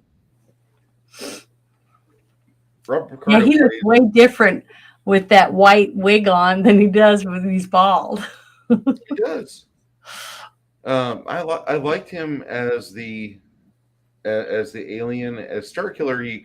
He just looked like he was playing an Italian sci-fi guy, which is what it's supposed to be. But the Yeah. sound effects for that entire portion were taken from the game Yar's Revenge off of a Atari 2600. And boy, I've just conjured a bunch of pimples in the chat there. You guys will be getting those. I remember that game. Yeah. Yeah. But yeah, lots of little things just popped in my head watching this because it was a lot of nostalgia. It just opened so many doorways in my mind and in my emotions, just from watching it. You know, back and forth from back then into the future is how I felt watching. It was like some kind of roller coaster ride almost, watching it, because it would make me go back and forth from reality into the movie and then also into my past. It made me think of things from when I was a young girl. So I thought it was really, really good. It was very entertaining. And it passed really fast, which you don't get very often anymore. You feel like, wow, the movie's over already. So and that's how I basically felt after watching it. It was just, to me, it went by really quickly. It's because it was entertaining. It filled in the gaps. I didn't notice anything else going on around me because I was watching what was going on in the movie. So I'm really digging these Sunday nights where we watch films together. yeah, it's Really fun. digging it. I like it. I look forward to it. And especially when you have a really good movie, you get to look forward to something that you haven't seen before. And I couldn't remember if I'd seen it, but once I started watching it, there were certain things that happened in it that made me go, I think I have seen this before. But I really don't think I did. I mean, I think I saw scenes that were probably uh, from the trailer or something that I'd seen before, but not because I've seen the whole movie, because I just don't remember it. The first thing that popped in my head watching it was, I know that kid. I recognize him. And it ended up being Ethan Hawke. But that was because I've seen him in other movies, not so much that I saw this movie with him in it. Here's the only real problem with the movie I have is when I started doing research on this film, Mhm. and they have the top cast properly set up here, but then we start going into like all the Steve Jackson people which for us gamers, Steve Jackson is completely somebody different. Mm-hmm. Then we have Little Miss Peterson right here. She's a cutie growing up. The nasty kid. Here's the third seat guy. Mm-hmm. Way down here. What the hell, IMDb? Come on, get with it. Get with the program. Just a kid. Yeah. He's And still a kid because he's not in the movies anymore. no, he's not. This is the lady that had the huge. I don't even know how you describe that hairstyle when they have like the huge like gathering of hair and it's like a top knot, but it's not quite a top knot. You know what I mean? And then of course they don't feature any of the photos from her movie. Yeah, she was in lots of movies. The She's woman in that played the mother. Yeah. In that one movie, wasn't she the one that was doing all the cooking and everything, right? Mm-hmm. Mm-hmm. So yeah, I've seen her in tons of things. Yeah, I'm not seeing any photographs, but in this movie, she has like an Eastern European look to her, and between her and her husband in this sweaters, the sweaters they were wearing were like very Holland or Sweden or something like that. That's what they look to me. You know, like maybe they were wearing wooden shoes. I didn't get to see their feet. But the mother that came in for Ethan Hawke when he was writing his will and testament, that was kind of cute too. Yeah. That scene. And the mom came in, and that's what I was trying to find. I went to the town today looking for a shirt that looked like the one the mother was wearing. It was all buttoned up and had the sleeves. She almost looked like a Jehovah's Witness or something, or Pentecostal woman. And her hair was all big and, you know, like 80s hair, but she looked familiar too, the woman that played the mom, but I couldn't find any shirt that reminded me of the one that she was wearing. So, and she did have those real high-waisted pants that looked like they were buttoned they went all the way up on her boobies, you know. I just thought, I'm never going to find pants like that. So I'm just wearing my regular jeans, but I was trying to, you know, dress like a 80s mom, whatever. But if I could have found that shirt, I would have definitely worn it. This is the girlfriend from the Star Killer movie at the drive-in. Mm-hmm. And here's how IMDb presents her with her head turned towards Eddie Murphy. Like, gee, thanks. Well, it's because she was in that scene with him, but they didn't get any frontal pictures. There's not a facial shot. I mean, come on, Hollywood. You do facial shots like it's going out of style. What the fuck? They don't care because she's not really a famous person, so they don't really. And then here's Brooke Bundy. Her? She's a science teacher. Okay. And I mean, when I say Brooke Bundy was like a beautiful young lady in her 20s and late teens, like here she is in Fire Creek when she was like 20 or 21 years old. Wagon Train. Oh yeah, that her hair in that picture is very pretty. And this is like from 2011. The lady, like you and her are drinking from the same fountain of youth. Like we can't tell. I don't know. Is she like 40? I don't know. Maybe she's 38. Maybe she's 48. I don't know. Well, she's taking good care of herself, and that's important. I think. Mm-hmm. I wish everyone could do it. But yeah, she's very pretty. The girl that was in it, when he was looking at her through her window, I was like, oh, great. They're using it to be peeping toms. You know, I thought that was cute. The whole thing was cute when they did that scene. I think my favorite part of the movie actually was the part where Meshack Taylor and Dick Miller are in the helicopter and they see the thing flying around. Mm-hmm. And they don't know what to say. Like Kai Mirian is in the chat with us, he's chatting with us last night while we're watching the movie. And as soon as the UFO takes off, the two guys look at each other in a helicopter, and Kai's like, "We saw nothing. We put nothing in the report." You know, and I could see that between two professionals. Like, I don't know what the fuck that was. We're not going to do this. But what was so cute was when he did find it in the woods. For some reason, he was looking for it. And then he finds it. He knows by looking at it that it was built by kids or something. Yeah. And then it connects. All of it connects together when you find out he also had dreams when he was a little boy. and that he wanted to be the explorer. He wanted to be Ethan Hawke, to be one of those kids, and get to fly up there and see what was going on. So the two alien kids, they're telling them that we had to find kids because we knew the grown-ups wouldn't accept us or want to talk to us, so we had to go for children.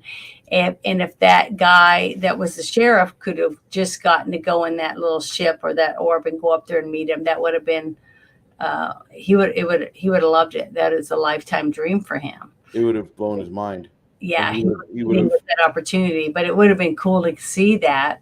Because I felt bad for him. But the fact that it made him happy to see the other boys or got to be successful in what they were dreaming about, and it coming true for them, but it didn't for him. But he believed it now. He realized that it wasn't just a dream, that it was reality, but he was dreaming.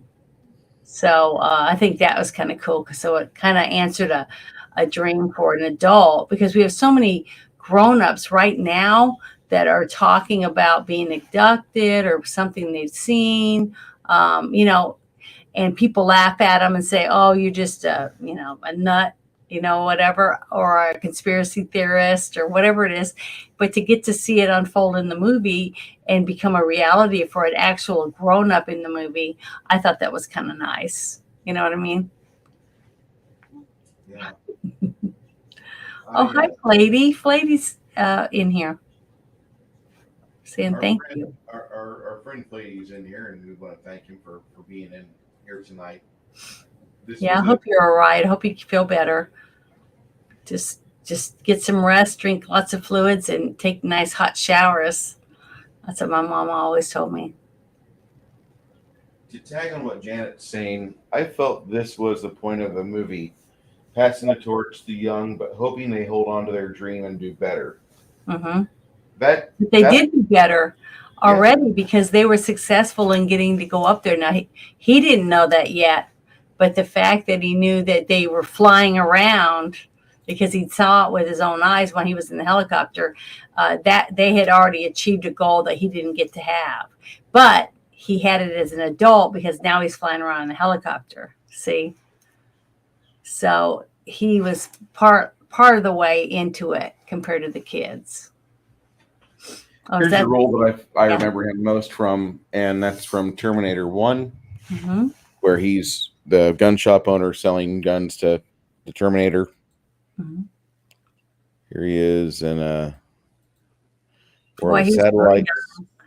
He's real young in that one. Good looking guy, and he held on to his looks. He still looked very. Oh, I recognize that guy. Yeah, that's Peter Fonda. Lots of movies. The guy right in the middle. Yeah, that's Dick, and then you got Bruce Dern, I believe, right here, and Peter Fonda. Yeah, Peter Fonda's the guy in the red sweater. Yeah, my bad, Peter Fonda. Yeah. Yeah. I had to think about it, because Bruce Dern, that's a piece of shit that shot Bruce Wayne and John Wayne in the Cowboys. Yeah, he always plays a bad guy pretty much in all the movies I remember him in. But one movie he plays a hero. Movies are good when you got a good bad guy, because if you don't have somebody to make you want the hero to win, then it's not very good. You know what I mean? Takes away from it. Dick Miller and Rock All Night. Wow. This guy was yeah. I remember The Terror. I remember that. And that's Boris Karloff here, and old Dickie. And there's Jack Nicholson. Wow. For real? Wow. Look how young. He's really young in that. How old is he in that, I wonder? Mid-20s. Amazing. I just this is a classic film. We'll have to watch it one of these days.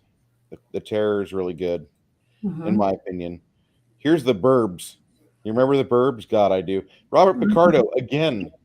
He played the alien what and Star Killer. Oh, really? Yep. Okay. Mm-hmm. Yeah, we'll I pull up a recognized some of the things that he said, and with the voices that he was using, I recognized that voice, but I couldn't picture who it was. You know what I mean? Mm-hmm. So I remember this movie, After Hours.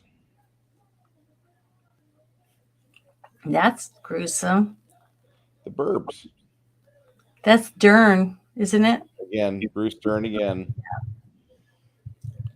Yeah, he when they told him that he was going to be hated by all the boys of the United States, he said, "But they'll love me in Berkeley." Whenever he shot John Wayne. Yeah. Yeah, and by the way, Robert Picardo was also in Joe Dante's movie, The Gremlins Part 2. Mm-hmm. He was the one getting romanced by the female gremlin.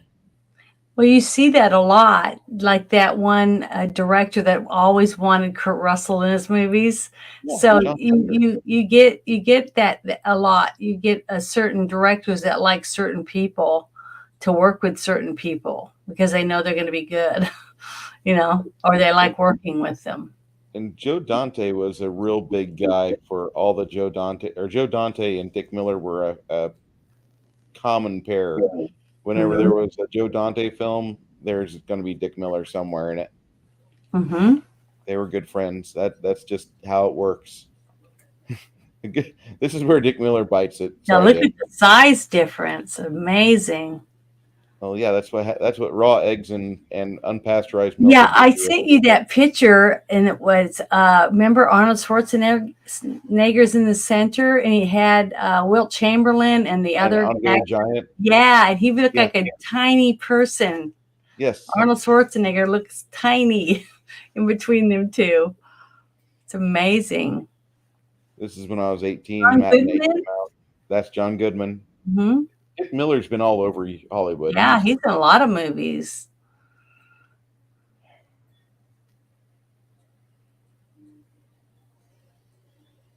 Oh yeah, he was in Demon Knight.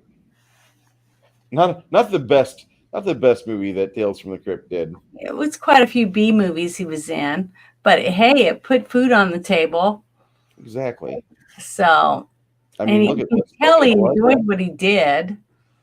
He was lucky. He had a good agent that got him lots of work. Yeah, I like Dick Miller. He just seemed like a cool cat in Hollywood. I know it sounds lame, but he got a lot of work. It definitely, he was in a lot of work. I mean, a lot of movies. Beatnik era classic. Mm-hmm. Alan Arkin died last week. Mm-hmm.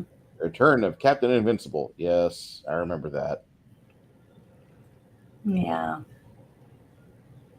We've lost a lot of actors in the last 5-6 years, it seems like. Still the hardest one I've had to deal with in the last few years is probably R. Lee Ermey, but really Harry Anderson, the guy from Night Court, the magician. Yeah. When he passed, like I was at Night Court every Thursday night. You wade through, you get through the Cosbys, you get through a different world, and then there's Cheers, and then after Cheers, yay, Cheers is on. I like Cheers. Kirstie Alley's hot. She's like completely gorgeous. And then you have Night Court. And I like Night Court. I always wanted a bowling ball that looked like an eyeball after watching Night Court with my mom. And that show has lost so many of its regular staff. Like Charles Robinson just died in 21. Marquis Post died not long after that, and I didn't realize she had breast cancer. But and by the way, I was a bad person. I went on Twitter and tried to talk to her, and I found out she's an anti-gun nut. Mm-hmm. But Night Court was amazing. It had so many good narrative lessons on how to do comedy, how to do physical comedy, how to set the stage, how to introduce characters, how to keep a running narrative going. And it just, when Harry Anderson died, that was like the worst time I've ever had. Yeah, how many shows can you watch that are that entertaining? That's basically one set. You know what I mean? They had his office, and then they had the courtroom. Basically, that was what the whole show was about. The whole show was the And it courtroom. was entertaining the whole way through. Which, Occasionally, they'd take it to the cafeteria. yeah, the cafeteria or his office, and then the courtroom. You know, And I mean, the only other show that was like that was Cheers, and Cheers maximized that set they had. I don't know. I'm just, I would have thought that I would have like been more heartbroken over Kirstie Alley dying, but she kind of disappeared, and then she made some statements, some really hot takes, which I completely agree with, support, like get behind. And it felt like, when she passed, like there was a message being delivered, like don't be talking against the agenda. Yeah. That sucked. But John Larroquette was my freaking hero when I was a middle schooler, high schooler, and I thought I absolutely thought that like Night Court would keep going, and then the seventh season they were supposed to stop, but then NBC came along and said, we're going to give you more money, keep making this because it's the gravy train that never ends. And so they made one final season, and it like fell from grace, and it was the worst season of Night Court since the start. And it was just, well, like nobody wanted to be there. Everybody was like, all right, already, we got 26 goddamn episodes, and we don't want to do this. And that was it. Barney Miller, it's another good show. God, that had Ron Glass from Firefly on it, and quite a few others. I want to say Abe Vigoda was in that, wasn't he? I don't know. I don't remember. The thing is, don't they have a? Is it Pluto TV that they started that has all these old TV shows on it?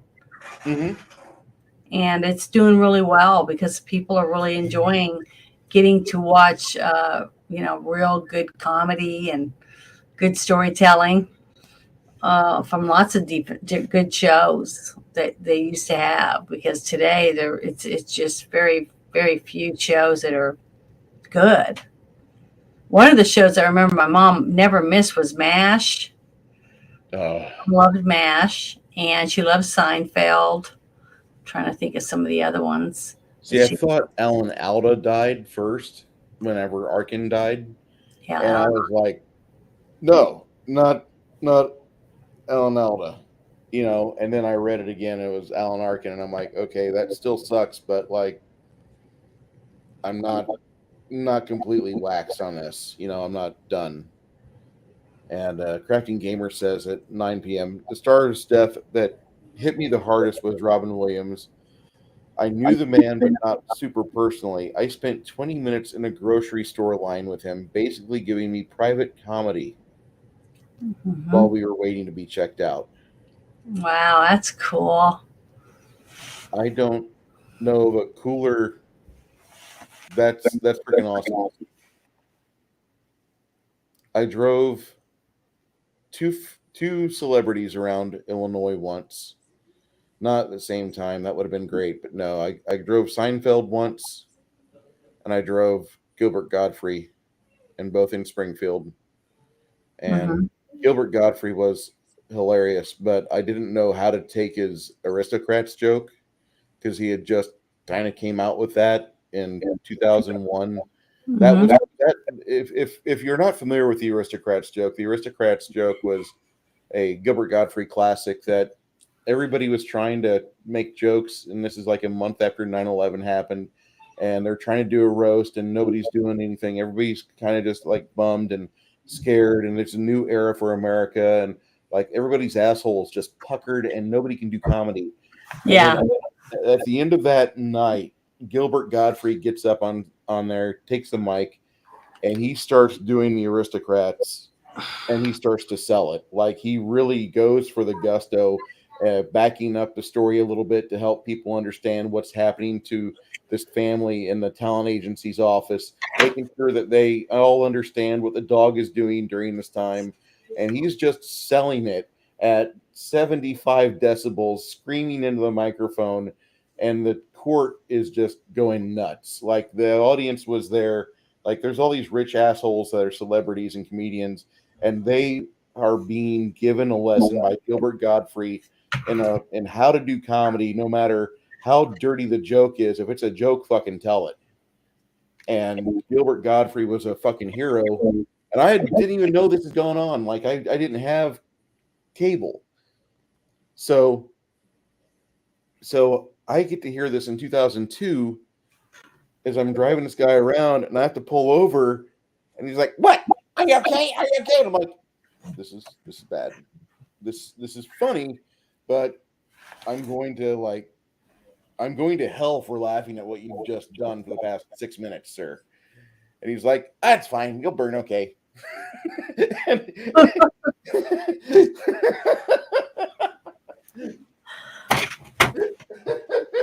See, you're still laughing about it, so it must have been a really great experience. I almost peed myself. Comedians always try to one-up each other and how far they push the joke. That joke, that was a crown topper. Thank you, Gilbert. His death, the loss of celebrities in the last year have hit me pretty bad. I mean, Gilbert Gottfried, Norm Macdonald, Bob Saget. Even I mean, I'm not a big fan of Bob Saget, and there's a part where Gilbert Gottfried is making a fact in front of an audience, and the audience thinks it's a joke, and they're just laughing. And Gilbert repeats it like 6 times what Bob Saget did, which is not a good man thing. And they're just laughing their ass off. They don't give a shit. Like, what? You guys are okay with? All right. I don't want to be in that crowd. I don't want to be in that crowd. But here I am, 70 seconds before talking about tell the fucking joke. But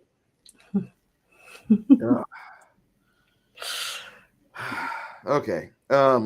This movie, for me, I'm going to rate it a solid 7.2 if you want to get, the decimal point in there, 72% if you're going for the D100 amount.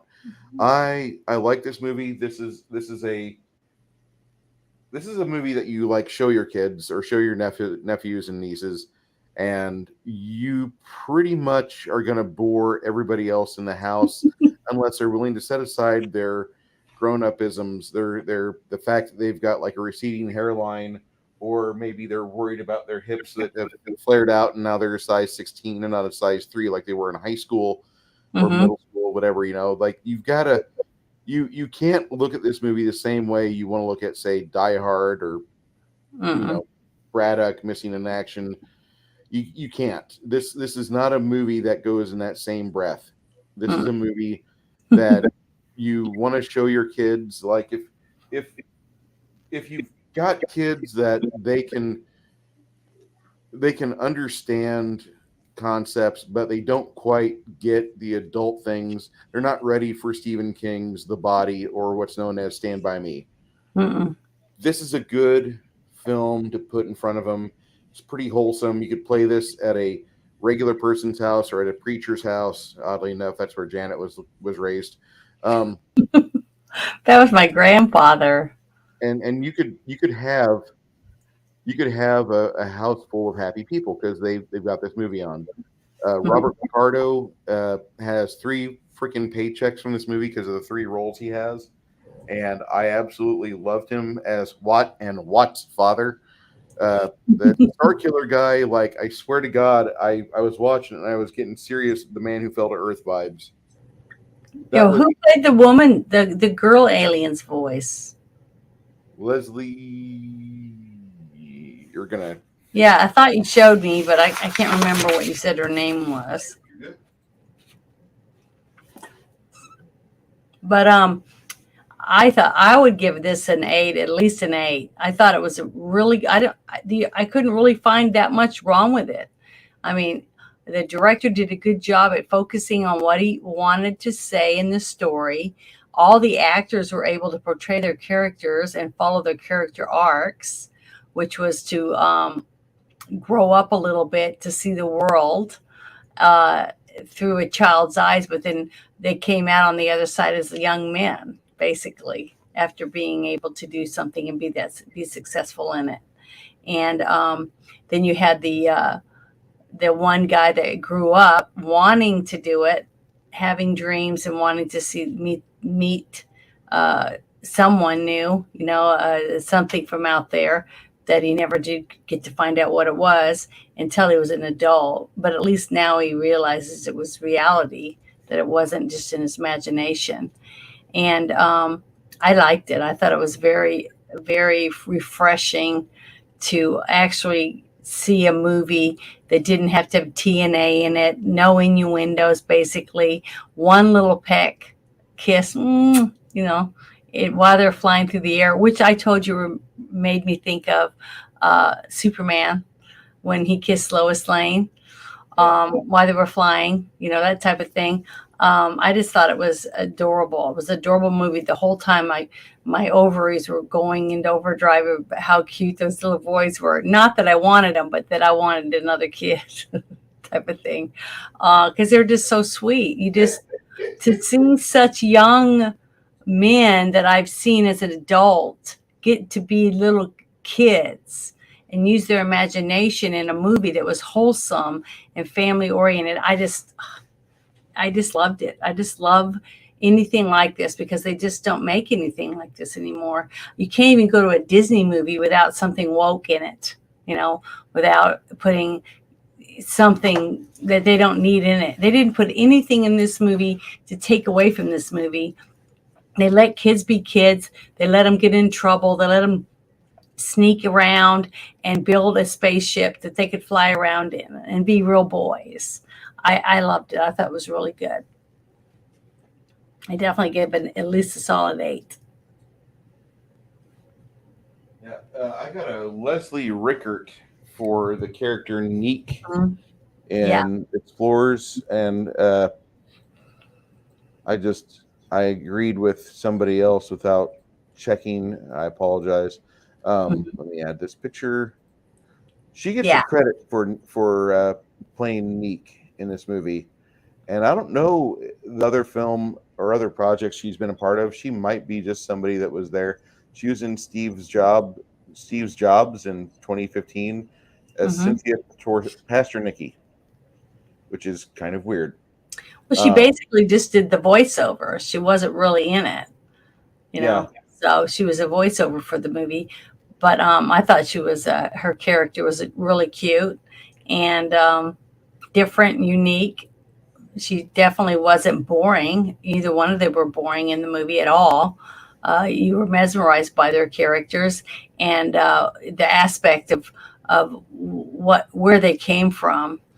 And then when you find out they're just kids too, that snuck out just like the boys did, So go ahead. I thought it was really good.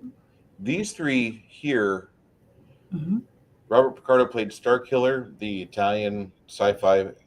This guy played his girlfriend's father. And then Karen Mayo Chandler, who the internet cannot find a good photo of, damned you internet, she played the girlfriend to Starkiller. And the pretty skimpy woman on the big screen at the drive-in. Yeah, I got it wrong. She played girlfriend for Starkiller at the drive-through or at the drive-in in this movie. This is a pretty impressive movie. But Chimerian's right. This is really a movie that's definitely about its time. You're going to lose modern kids. You're going to lose modern audiences. We only speak in TV clips, but everything. Most of this movie is perfect up for that. I mean, it does its job really well. I really think that you nailed it with the point where Dick Miller wanted the kids to follow their dreams and expound upon them. I think that. I mean, I know some people are thinking 72% is low. I'm giving this movie 3.5 stars. I don't understand.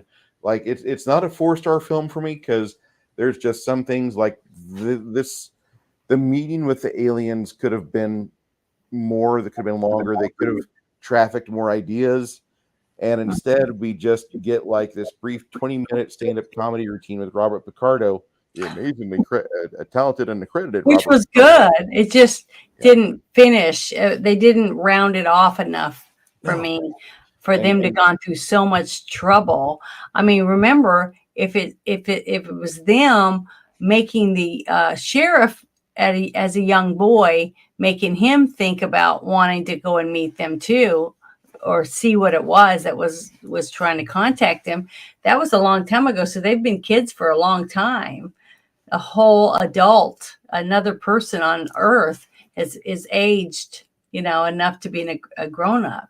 So their time passage is different than ours. I mean, there was so much more that we could have learned about why they chose to come to Earth, besides the cool or try to search out for them why these boys were so important. Transmissions that brought them here. Mm-hmm. And I really laughed whenever What says, I watched Lassie for 4 episodes. It doesn't really say much. I mean, sure, yeah, I can like lay down and roll over, but I wouldn't give it a job or nothing. I laughed. I'm not sorry. That was probably the best summarization of an overused trope I've ever heard of. But the thing is, I liked it a lot. The whole thing that they were doing, being entertained by us, by our TV, but they were taking it all literal, Yeah.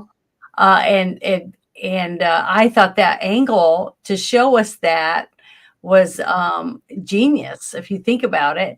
And the boys were looking and watching them watch this stuff and act it out with these giant screens around them. And they understood that these aliens are seeing us from our shows and they think this is who we are. And he goes, but it isn't. This isn't us. He was trying to explain that to them. And I thought that was great, because to me, that just showed a huge character arc for the boys, realizing that our TVs have made us stereotyped, basically. So that all the knowledge and stuff that we put on those different satellites and sent into outer space, talking about who we are, maybe may not been a good idea, for the real aliens that one day come see us. Yeah, and I'm kind of worried about that, because I mean, all right, get on your aluminum foil tin hat, kids. There's a lot of alien species out there, according to the alien species pundits. And I'm not saying that, like, they have some weight there, or like we've got documented evidence, or like hangars full of crashed UFOs or nothing. But according to some ancient alien astronaut researchers, have stated numerous times that some aliens come here for the menu this planet provides. I'm not trying to scare you. I'm not trying to make you feel a little bit uneasy, but I would like to say that when you get away from all of the just like, I'm done, I'm going to go missing for a while, or I'm done with this relationship, or I'm going to like try to flee from my abusive parents or husband or brother or family, whatever it may be. When you get away from all the creepy stuff that the Missing Persons Bureau has, and you get to the numbers, it's about 30,000 people annually in recorded places like the United States and Western Europe that go missing with no trace of where they went. I know. And having somebody like possibly get eaten, sucked up, used as a protein or such. I mean, we don't know if or it's batteries. Yeah. Using us as batteries, like they did in the Matrix. Yeah.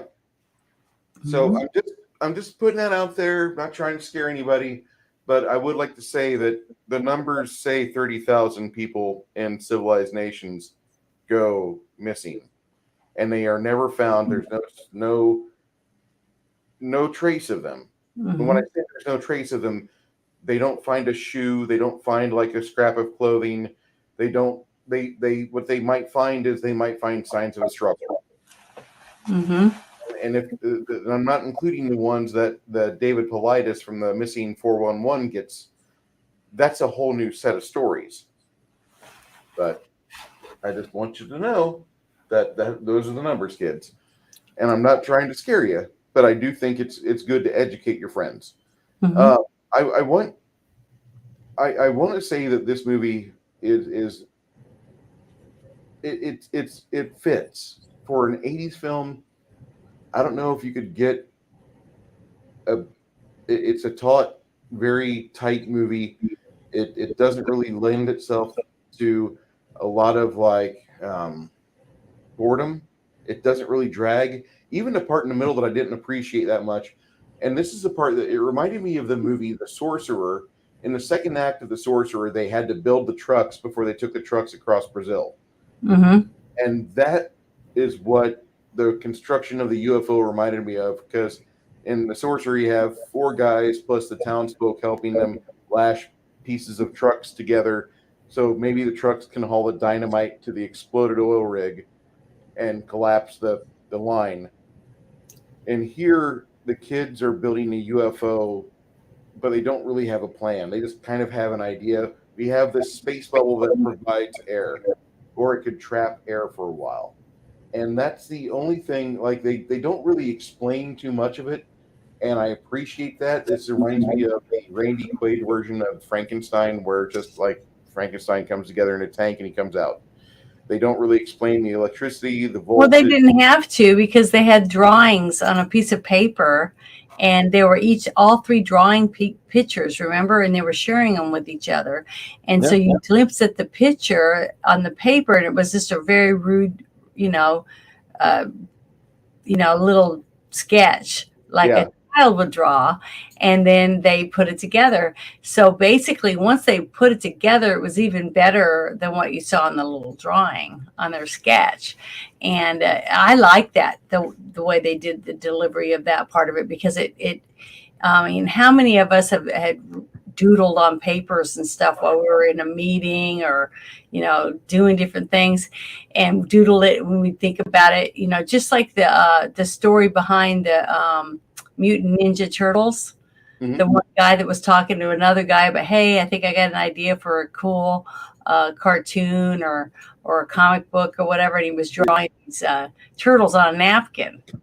Basically, it's where it started. So you just never know what can come from your imagination by drawing it down on a piece of paper. And the fact that the kid jumped out of bed, ran over to his desk, and started writing and drawing out the pictures that he saw in his mind, I think all of us can connect with that, because I think every person who's had any type of an imagination has done something like that, drawn something out on a piece of paper Well, that was in their head, trying to make it into other people to be able to visualize what they're doing.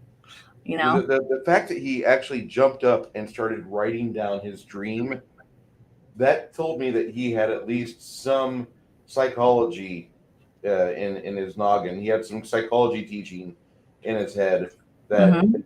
saying like you ought to write down your dreams when you wake up. You ought to do that, because we used to get told that all the time in Psychology 1. Mhm. And so that's a neat little experiment we did for a year. And the dream recording, it didn't really help out much. It wasn't really that expounding, but it was kind of interesting to see the things that you would fear or you dream about, and next day you try to jot all the details down, which there's only 3 lines of details. Oh, you had this really cool image, but like I forgot about it now. But a lot of people will write things down. I think there was even an episode on Seinfeld or maybe it was one of these other Friends or something. I don't know, another series where they had scribbled some stuff down on the paper and they couldn't remember what it meant because nobody could read it or understand it. And that was a funny episode. But to me, it connects with me because I've done it. I've got stupid notes here and there with scribbles on it or a drawing or something or a couple numbers, and I'm still trying to figure out what it is and why I wrote it down, and I can't throw it away because I'm like, it's driving me nuts trying to figure out what this is. And that one day I'll throw it away and then I'm gonna say, oh, I know what was on that paper. Now I don't have it. Secretly, Janet would start to sculpt the Devil's Tower in every bowl of mashed potatoes she would eat. None of you guys have ever done anything like that. I think not. Yeah, I think we've all done it to some degree. We've done that before. So this is a good movie. If you've got kids, I definitely recommend watching it. If you or want to if see, you're a kid at heart, yeah, you might uh, even enjoy it. it's very entertaining as far as that's concerned. I wouldn't I wouldn't say that this is a movie that you will enjoy every time you watch it, because there may be days where you just want to see like cathartic joy. And when I say cathartic joy, I mean like Death Wish 3. Yeah. We haven't watched Death Wish 3 yet. Janet will understand once we also had some happy comments, and I wanted to say I want to thank you guys for messaging me and talking about the various discussions that was born from the viewing of The Gamers 2 Darkness Rising with Miss Janet here.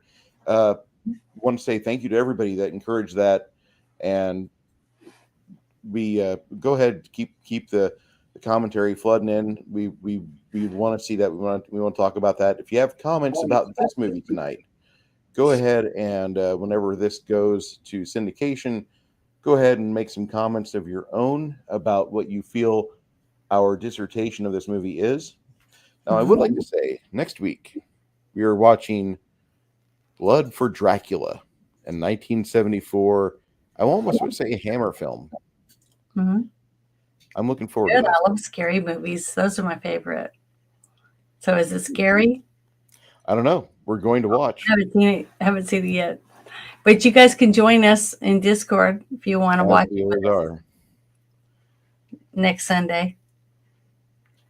I'm looking forward to that because this Blood for Dracula looks like it's a really good B film, and I mean excellent tier class quality B film. Janet, do you have anything you would like to say before we wrap this up tonight? No, I just wish that Flady had been able to join us and talk about why he wanted to recommend us to watch that movie. I agree. Be nice, but I understand he is not well, and I just hope he starts feeling better. Yeah. Flady, this was a great film. Appreciate you letting us watch it. And if anybody's out there that wants to throw anything in the future comments, probably the rest of this year has already been decided by Janet and me. Although anybody that throws super chats out there is going to get the satisfaction of having those get devoured first, and we will watch those first. I know that sounds like a greedy thing. Give me money and we'll watch your favorite film, but that is actually an interesting way to look at it. I just want to go for that angle for the fact that I don't really, I mean, I've got a job as a plumber. I'm kind of okay right now. Always more money is nice, but I can use this money to take care of my tax breaks and drop me out of one high tax bracket into the one below me. And that's what I want. That's really what I want. Oh damn, Euro International Film.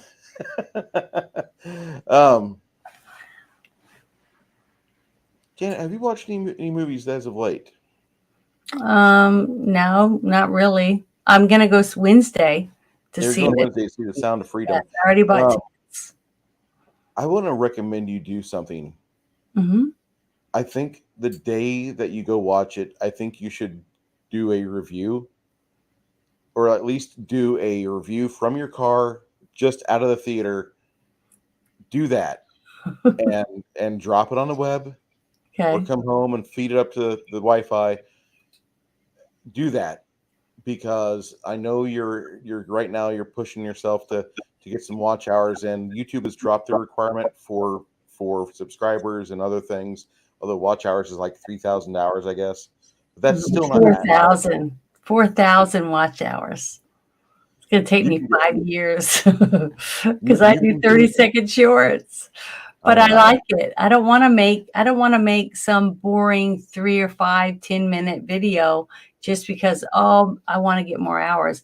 I'm going to keep doing what I said. It's been a year since then. And I said, I'm going to keep doing what I want to do and what I feel like doing, because I like my spontaneous type of things that I do, because that's who I am. And if I start doing something for a different reason, it's not the same.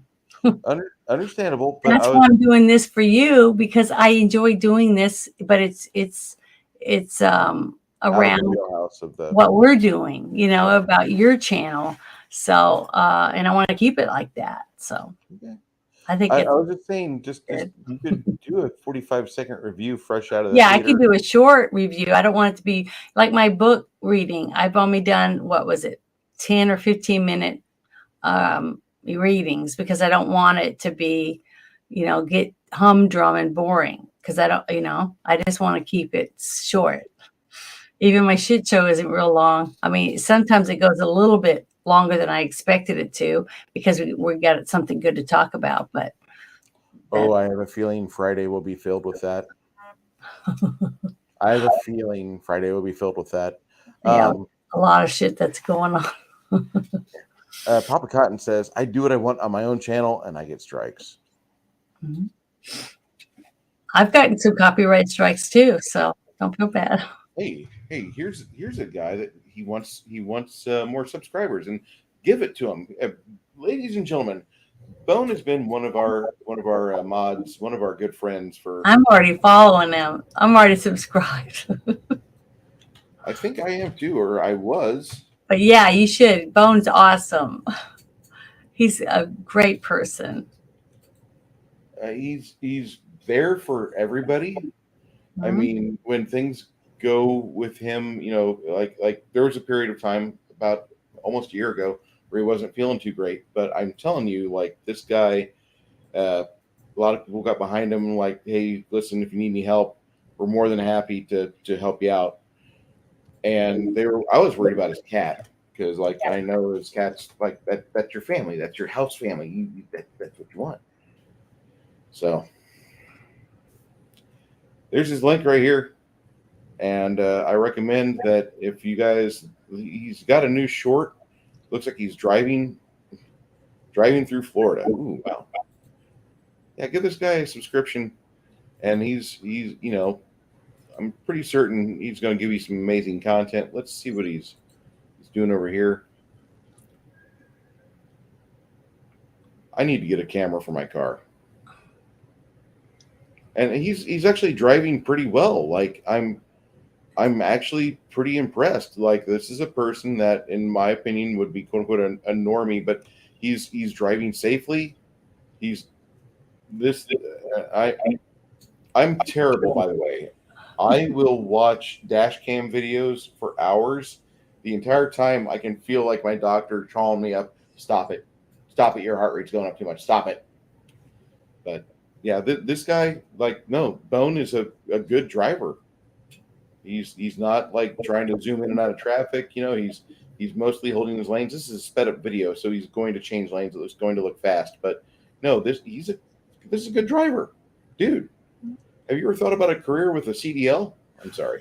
I know you're going to say this, but I tell everybody that there's nothing wrong with making a few shorts and putting them on your channel, give them a little taste of something that you're interested in.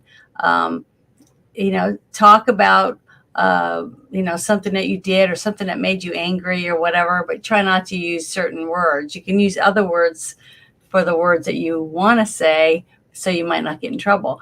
Most of my copyright strikes are for music, because I'll make a short and add some music to it, and they'll say, you can't use that or whatever, but I don't care. I'm not monetized, so I just leave it up there anyways.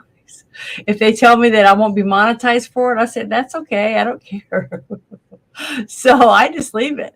So it depends on what they say, but I haven't really said anything. I thought I said a few things on my shit show because I used some dirty language or whatever.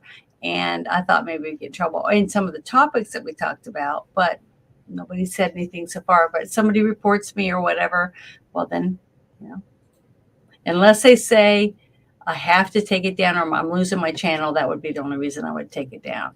Yeah, you're not going to get any money. I said, I don't care. I don't care if I get any money. I'm not getting money now. So, and I got 4,000 hours to go before I do. So why not? So I just still tell people to be yourself, make a video of you just walking and talking. I'm proud of some of the people I've seen that they said, oh, I hate shorts, I'm never going to make them.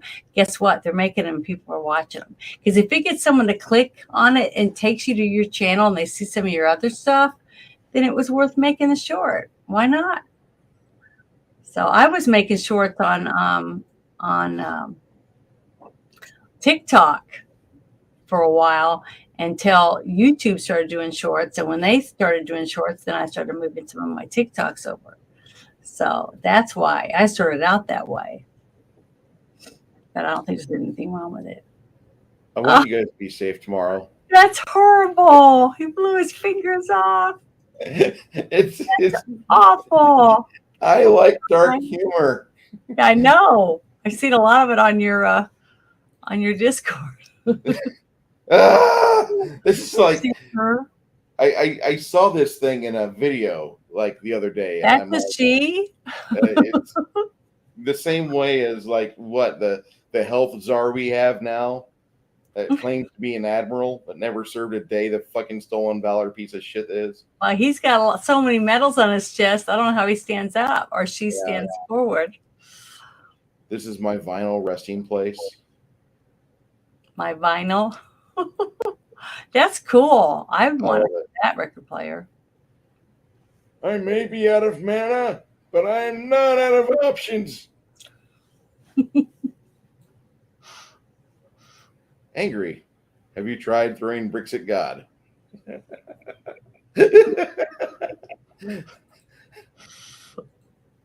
Self-care is drinking 3 pots of coffee and getting into a knife fight with God. Wow. You're going to lose. Yeah, you are. Know this, mortal. Nothing escapes death. Brains. Not bad. Bad. Jesus can walk on water. Babies are 72% water. I can walk on babies. Therefore, I'm 72% Jesus. That's really bad. The holy music stops. Yeah, we are made up of mostly water. Hey guys, does this mean I'm finally a master? Shit.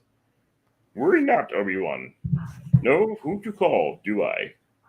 No job is too big. No fee is too big. Love it.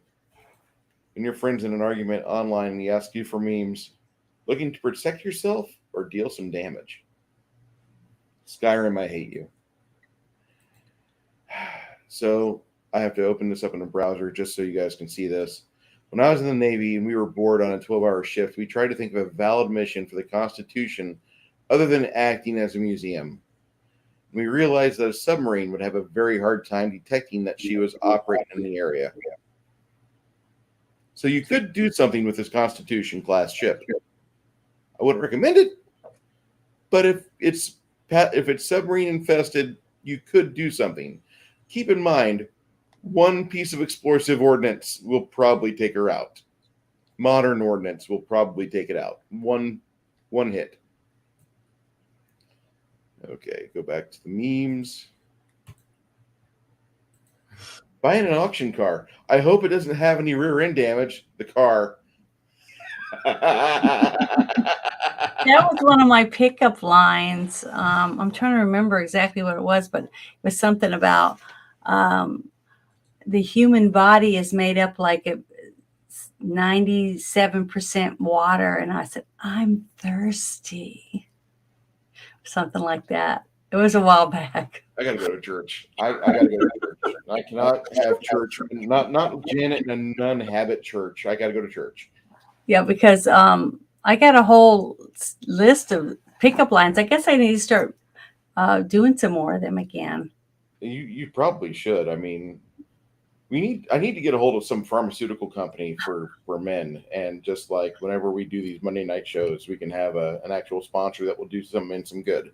Well, I still want to do some coffee ones for you. I've got some cute little things, like I said, I want to do about a hot steaming cup of you in the morning. Stuff like that. Some real goofy coffee things for you. But I need to get me a couple bags so I can at least have them as, props. Okay.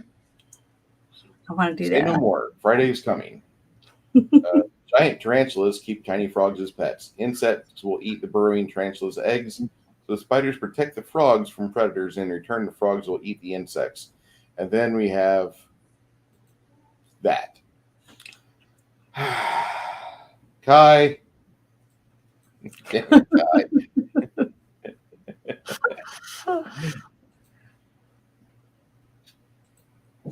Happy National Pie Day. Oh, that's wrong. That's wrong. Pie comes in all shapes and sizes. Run over it, he said. Everything will be fine, he said. For you What a mess. for you tankers out there. Somebody's gonna have the CSM come down our ass. He said that one wasn't me. So I think that's funny. Jumanji. I feel safer with an Ouija board. Yeah. Dear Mr. To whom it concerns, for the people of, this is a public service announcement. I like that. Mistakes are proof you are trash. Trash. Abiophobia is the fear of palindromes. A palindrome is a word that is spelled the same backwards as it is forwards. The guy who named the phobia.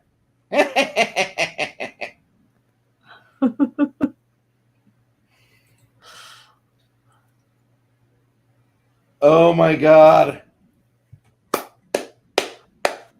Well, I bet they're having fun though. I know they are. Oh, that's wonderful. great. That's wonderful. Okay. The meme review for Because I told you that when I went to Six Flags, right? Yes. Okay. Well, I was with someone very special at Six Flags,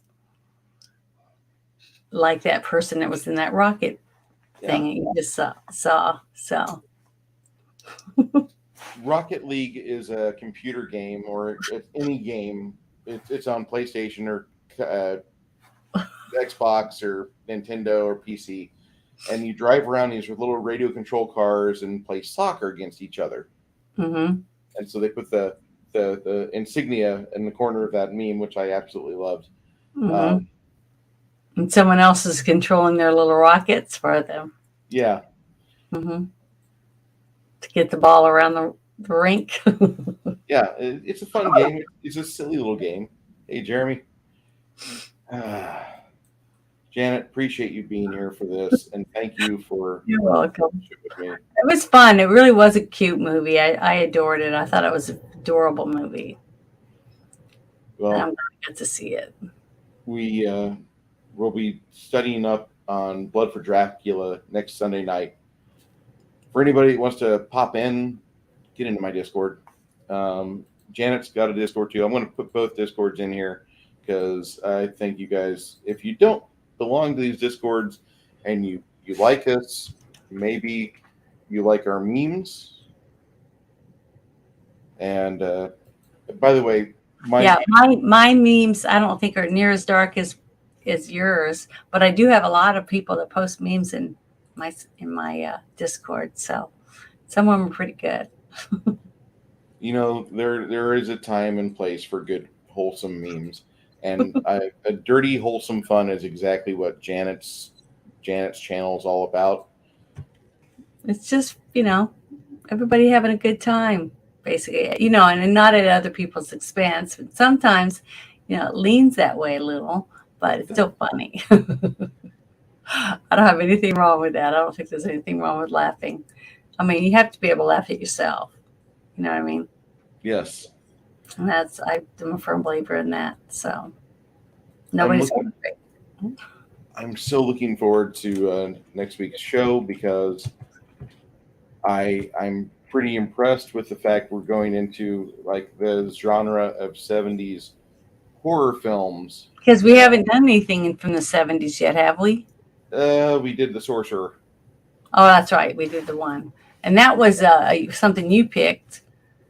Yeah, So. because it's on my Apple library and it's just absolutely a necessity. I mean, if you know me, but you haven't seen that movie, like this is that The Sorcerer is what you should watch because that's really a good kind of a period piece film. That was supposed to be a very big film, but it came out in '77, and there was another movie that came out that year, and it took all the thunder out of the rest of the box office called Star Wars, and that little movie from William Friedkin just completely got forgotten, and it's so sad because it's a good movie. It does a lot of things right. It's a William Friedkin movie, so if you know his movies, you know his story beats, you know how he sets things up, and he does that one a little differently, where he began all of it with 4 separate individuals that had some bad decisions in life, and then the movie starts with them in this crappy Brazilian town, and that's when everything starts to be put together. But the 20 minutes start of the film where you get to watch everybody have bad decisions, it is such a good movie. And I know that there's somebody out there like, Bruce, are you talking about that Palestinian that blew up the people in Israel? Yeah. I mean, this guy is not a good man. None of the men in this movie are good. But watching them try to get this achieved and be anti-heroes is an absolute fun ride. And that was my entire reason why I wanted you to watch it. And I thought it was really, really good. And the thing is, growing up and reading comic books, almost all the people I really liked were anti-heroes, like Deadpool, Wolverine, and Morbius. You know, those are 3 of my favorite ones, and they were all anti-heroes. So. And just gravitate towards them. yeah, I love that movie. So it was good, and I'd never seen it before. So Tangerine Dream soundtrack too. Yes, the Tangerine Dream soundtrack is fantastic. I know. Hold on, guys. I like synthwave. This should not be a surprise to you. I like Tangerine Dream quite a bit. Did they do the music for the movie Legend too? I think so. Yeah, they've done a few soundtracks for a lot of fantasy films. Alan Parsons Project, I think, did the one for Lady Hawk. I love that movie. That's another one we have to do. October. That was such a good movie. Rutger Hauer. I want to do that in October or September. One of those months we gotta, like, I'm not big on Thanksgiving, and Thanksgiving movies suck generally, except for like what's the Mel Gibson claymation film where he's the cool chicken that gets launched out of the cannon. Oh, I can't remember the name of it, but I know what you're talking about. The chicken farm where it's ran like a Nazi concentration camp. Good movie. That's like the best turkey movie I've ever seen, but it's not a turkey movie; it's a chicken movie. And I like that, but there's not a lot of Thanksgiving films like. So I want to make November our fantasy film month, and I think that was the month that the Lord of the Rings movies started to be brought into theaters. Yeah, Chicken Run. Thank you, everybody's on that. It's a Chicken Run, Bruce. Don't you know? I'm sorry. We're gonna have to do that one since everybody knows what it is. Yeah, we add that to the list. Next week, Blood for Dracula. Lots of babes in that movie. Just going to say that. I went through their IMDb just now, and lots of babes. So, are they all Dracula's brides, or does he just feast on them? We're going to find out on Sunday. Okay, good. I'm looking forward to it. Everyone, please be safe tomorrow. It is the day we celebrate our independence. If you can help other people around you realize what a great country this is. Yes, we've done some stupid things as a country, but we have done so many great things as a country. Just, try to not obsess about the bad, but try to celebrate the great. And we've got a lot of great things we've done in the past. Gonna be singing Bilbo the Nine Fingers tomorrow, if not. I got one question for you. Explosions? Just everybody remember to pray for our country tomorrow, because we really need it. And God bless America, because something's got to give pretty soon. Because I just don't know what we're leaving for our great grandchildren. You know, if you think about it, Yeah. they're going to look back at us and say, "God, what did they do to us?" You know. They don't. The things that are being made laws now are going to rob your grandkids of freedoms before they're even having a chance to run down the pipe, guys. So Before they're already in debt before they're born. I mean, I'm just really sad about what we've done, the choices that we've made, and how we've ruined this so many good things that we had when we were young. That are these new kids are never going to get to have in their life. I mean, it just sucks. So we got a chance to stop it, and we just got to fight for it. So we can't give up. We just got to keep fighting and fight for what everybody's died for already for this country. And that's what I'm praying for, is that we can get this country back to what it used to be, free.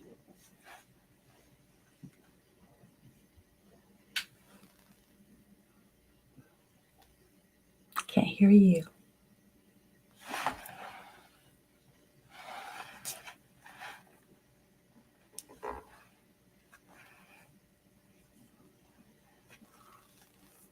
I can't hear you. oh, yikes! There you go. I hear you now. I muted it because I was typing. I had a complaint on Friday night about my loud keyboard. It's not even a fancy keyboard. I have one of those $40 ergonomic keyboards. Oh, that's a nice one. Yeah. Yeah. So, I have this little one that you can touch, and it lights up, so I can see it. But it's wireless. I like wired things. I don't like batteries. I want all of you guys to be safe tomorrow. I want you to do the best thing you can for your family and those around you. And please come back to us on Monday of next week. We will be here. It's always a pleasure to have my friends and family pop in and say hello. We look forward to this. This is a highlight of my week in terms of streaming. Me too. That's all I'm going to say about that.